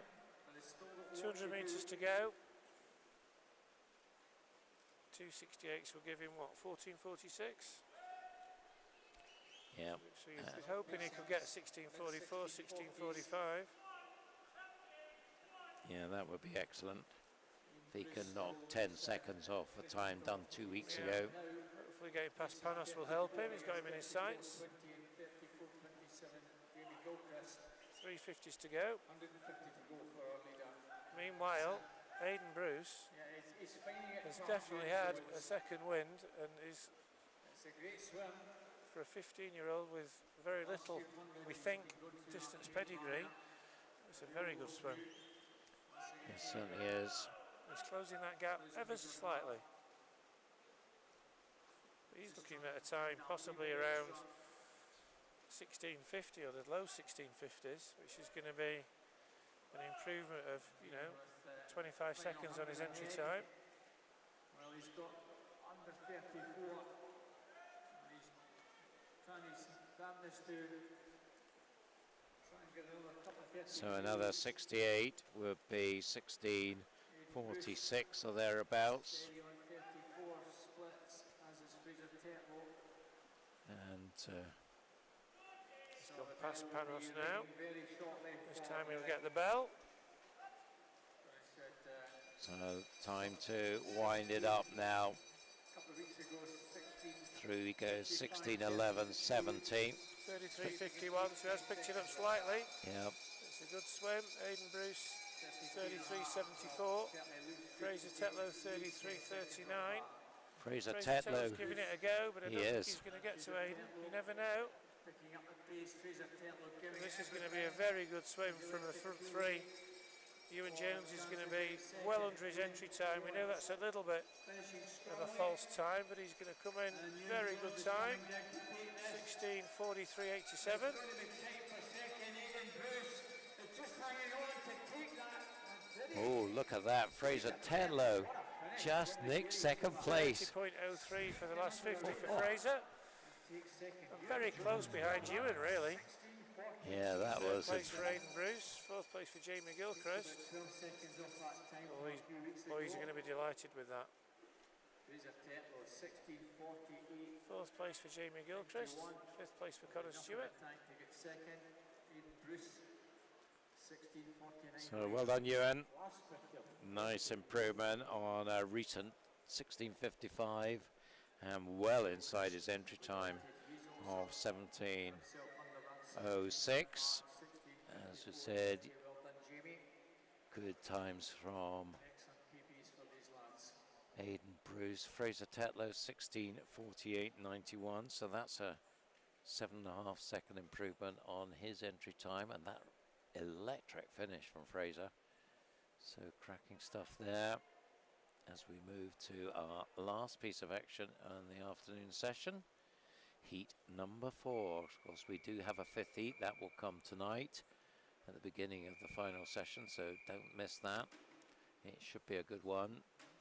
Expect some tight racing there between the leading group, but the lineup for this penultimate heat: Alexander Bell of Glasgow University in 1, Kai Connolly of City of Glasgow in 2, Jack Simpson of South Lanarkshire in 3, William Shepherd of Perth City in 4, 5 is George Turner of Newcastle, 6 Oscar Churnside of Geary, Reuben Thomas goes for Mount Kelly in 7, and James Boddy for Geary, another Geary swimmer, so 2 more in this heat, goes in lane 8.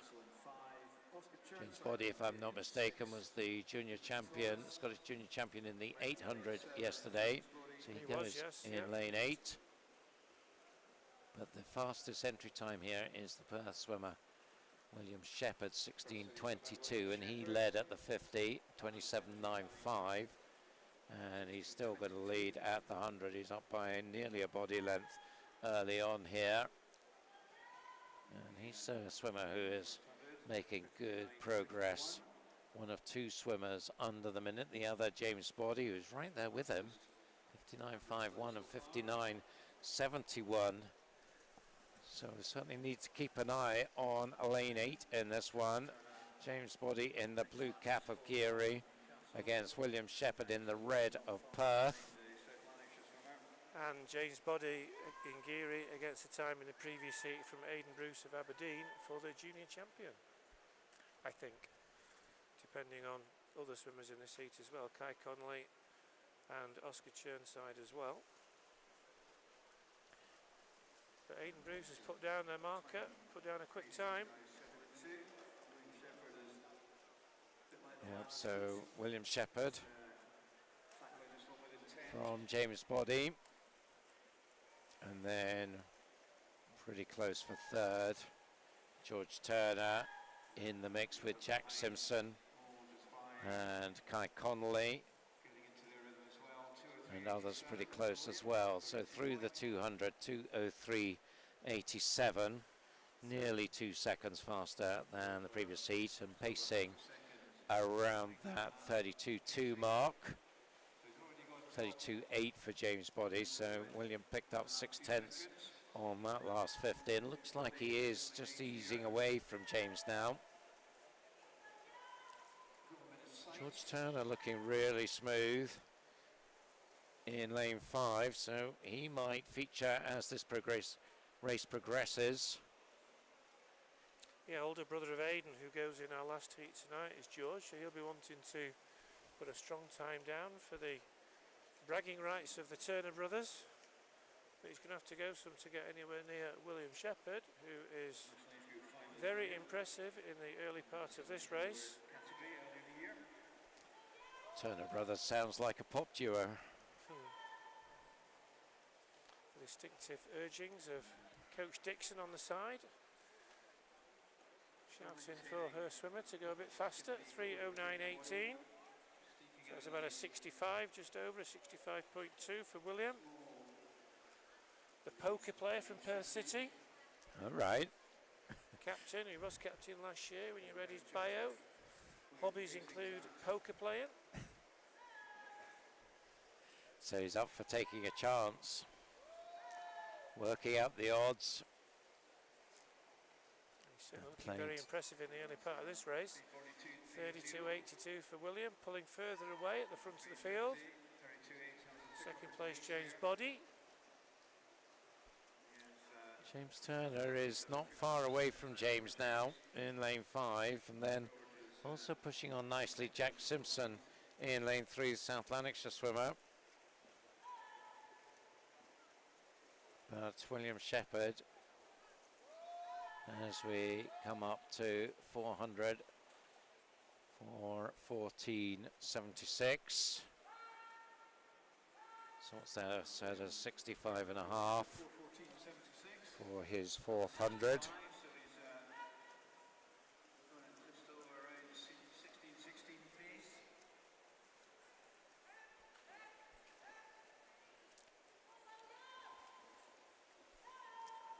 7 or 8 meters clear of this race for second now, William.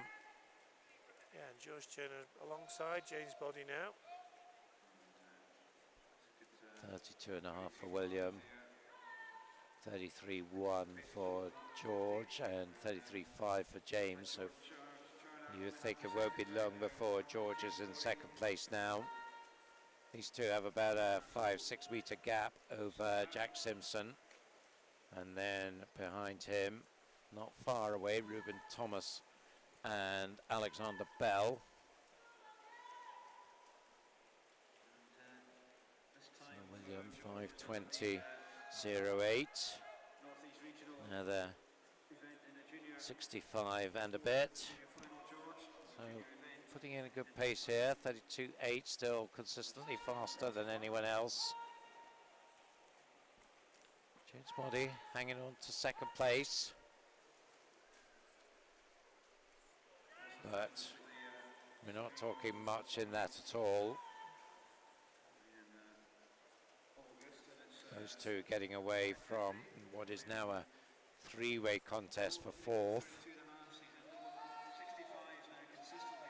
It's going to be, I think, Reuben Thomas leading that fourth place contest over Alexander Bell and Jack Simpson, who's just dropped back a bit.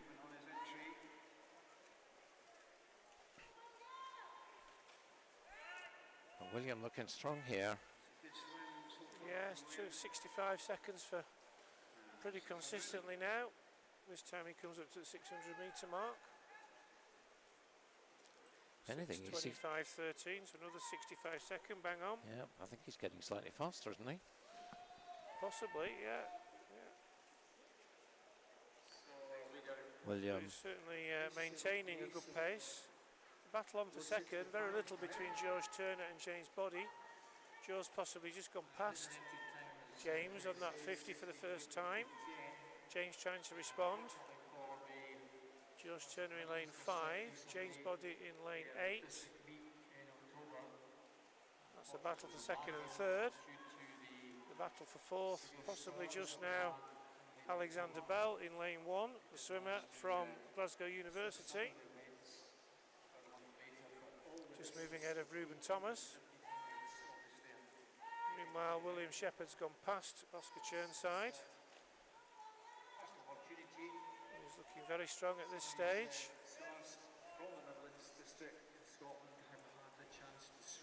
Just slowing down slightly, 33.3, that 25. First time, I think that's just slipped over that 32. So that was through 700 metres. William 5th in the Scottish National Championships, the long course championships.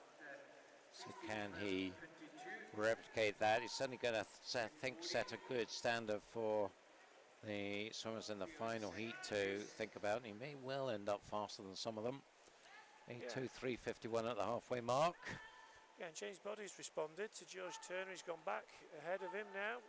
He's picked up the pace, 33.49, so he's taken nearly a second off George. So he's now into a clear second place. I'm pretty sure the battle for the junior champion will be him against the clock and the time set in the previous heat by Aidan Bruce from Aberdeen. Yeah, I think he is pacing faster than Aidan at the moment. Of course, it's still a long way to go. As William goes through 800, 836.05. And just over the 65 for his 100. 32 and a half. 30, all the threes for that split for James. 33.33 as he goes through in 8:45. He's starting to pull away now from George Turner. So it's clear water between him in second and George Turner in third. And George may well come under pressure from Alexander Bell at some point fairly soon. The Glasgow University swimmer in lane 1, who was fairly cautious in the first third of this race, but has picked up the pace. Moved into a clear fourth now. Just to keep tabs on James Body's split, he was 4 seconds faster than Ewan Jones from the previous heat at the 800, so was faster than Aidan Bruce at that stage. So at the moment, he is in line for his second junior medal, but still has got a good long way to go. This time the 900 metre mark for William. 9:41.86. So just near, 65.8 that time. So he's just slowing a little bit, feeling the pace, but still a good swim. Yeah, 33.13 there. I'm not sure we've seen a 33 split from William before.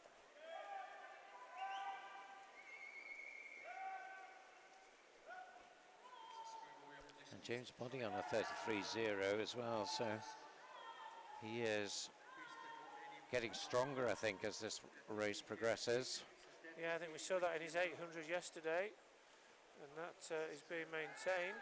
Got a long way to go to get anywhere near William, but he's starting to pull away from George, who's really toiling now, and he has been passed by Alexander Bell, who's moved into third place. George looking really tired. Well, William isn't. He is coming up now to the 1,000 metres. About 10:46 something, will he? 10:47? 10:48. So that is a little slower. I said he wasn't tiring, but maybe he is. 33.3 there. 66.6.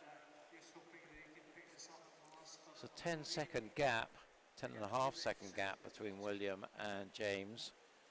So that feels like it's a pretty secure margin to be able to maintain, but James is going well. Yeah, Ruben Thomas is going to go past George Turner very soon as well, I think. He'll move up into fourth place. Alexander Bell third place in lane 1.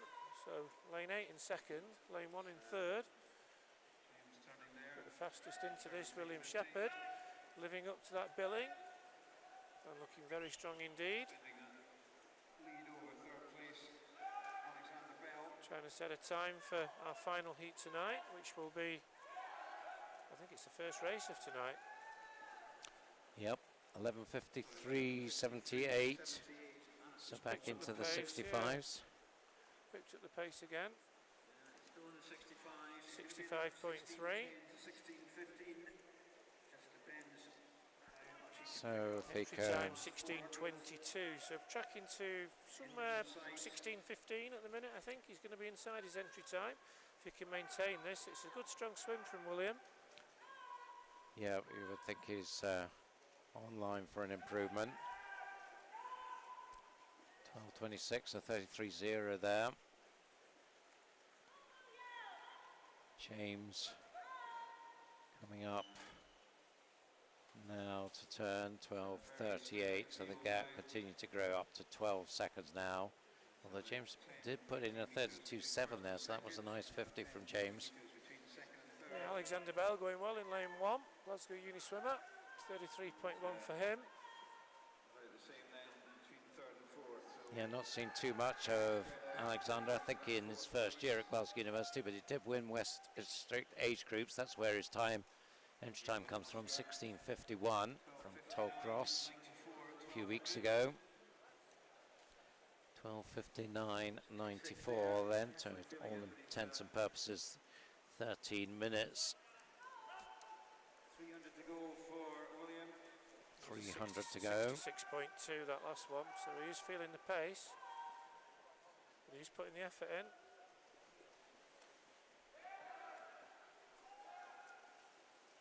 So he goes past George Turner, laps George. He might be lapping Oscar for the second time. Yeah.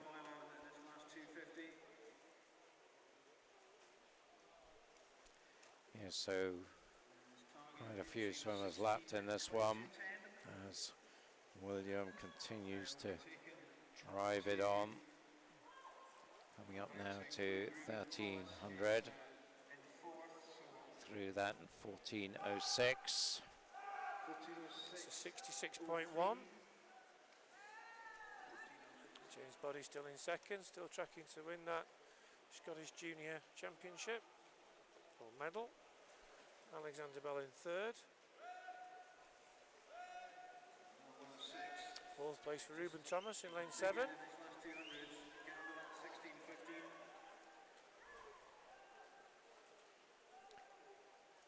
So 6 on the lap card as William goes through. 32.28, so he's picking the pace up, which is good to see. Fastest 50 for a while. 32.28, so he's giving his all here. His coach is getting excited on the side, I can see. 20 seconds, 13 seconds down. He really is trying to get somewhere near to that. 16:30s, which will be a big improvement for James. And here comes William at the 1400 mark. So 100 to go. 15:10. Just So picked it up.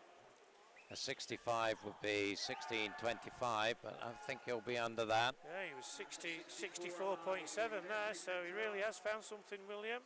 This is going to be a good effort, about 16.13, 16.14 maybe. Second place is still James Body, third place is still Alexander Bell, fourth place for Ruben Thomas, fifth place for George Turner. A very welcome sound of the bell for our leader, William Shepherd. So 32 there. So yeah, 16:05 is definitely on as he comes down this final length to the final turn. And beautifully through, you certainly see him. He's really picked up the stroke rate now. The legs starting to go. And he is pushing every last ounce of energy into these last few meters. Let's see what the time is. It's going to be well under the 16:15, 16:12.89 to take the penultimate heat. So Great swim from William. 10 seconds under his entry time. Punch in the air. Thumbs up to his coach. Second place to James Body. So 16:28.47. So that I think will be the time that wins him the second Scottish Junior medal. Third place for Alexander Bell coming in lane 1, Glasgow University swimmer, 16:44. So he's nicely under his entry time by about 7 seconds. So a good swim from Alexander.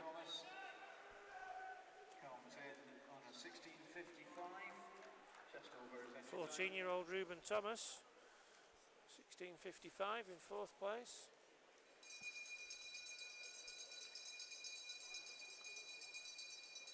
George Turner finishes in fifth, 17:08. Yes, I think for George it will be another day to think about things. You may have noticed that Kai Connolly didn't finish the race. Obviously things not going his way, so he'll be a DQ for a did not finish in lane 2. And our final swimmer, Oscar Churnside, just coming down the last few meters now. And another one I think we'll be saying, right, well, chalk this up to experience. What do we learn from it? 17:44, we won't be at all happy with that, but everything is a learning, and they'll take some learnings from that to take back to Glasgow. But William Shepherd, our winner of our final heat of the afternoon, 16:12.89 from James Body and Alexander Bell. That pretty much wraps things up, John, for the afternoon session. It certainly does. It's been a long session, Duncan, but a very good one. I hope you've enjoyed it. I hope those of you that are still watching will now use the next hour just to take a comfort break, get a cup of tea, get something to eat, because we'll be back in about an hour's time. Tonight's finals start at 5:30, and we'll be going live on air about 25:05. So we'll hopefully see you all back then. And watch out for that special guest. Good afternoon from the Royal Commonwealth Pool.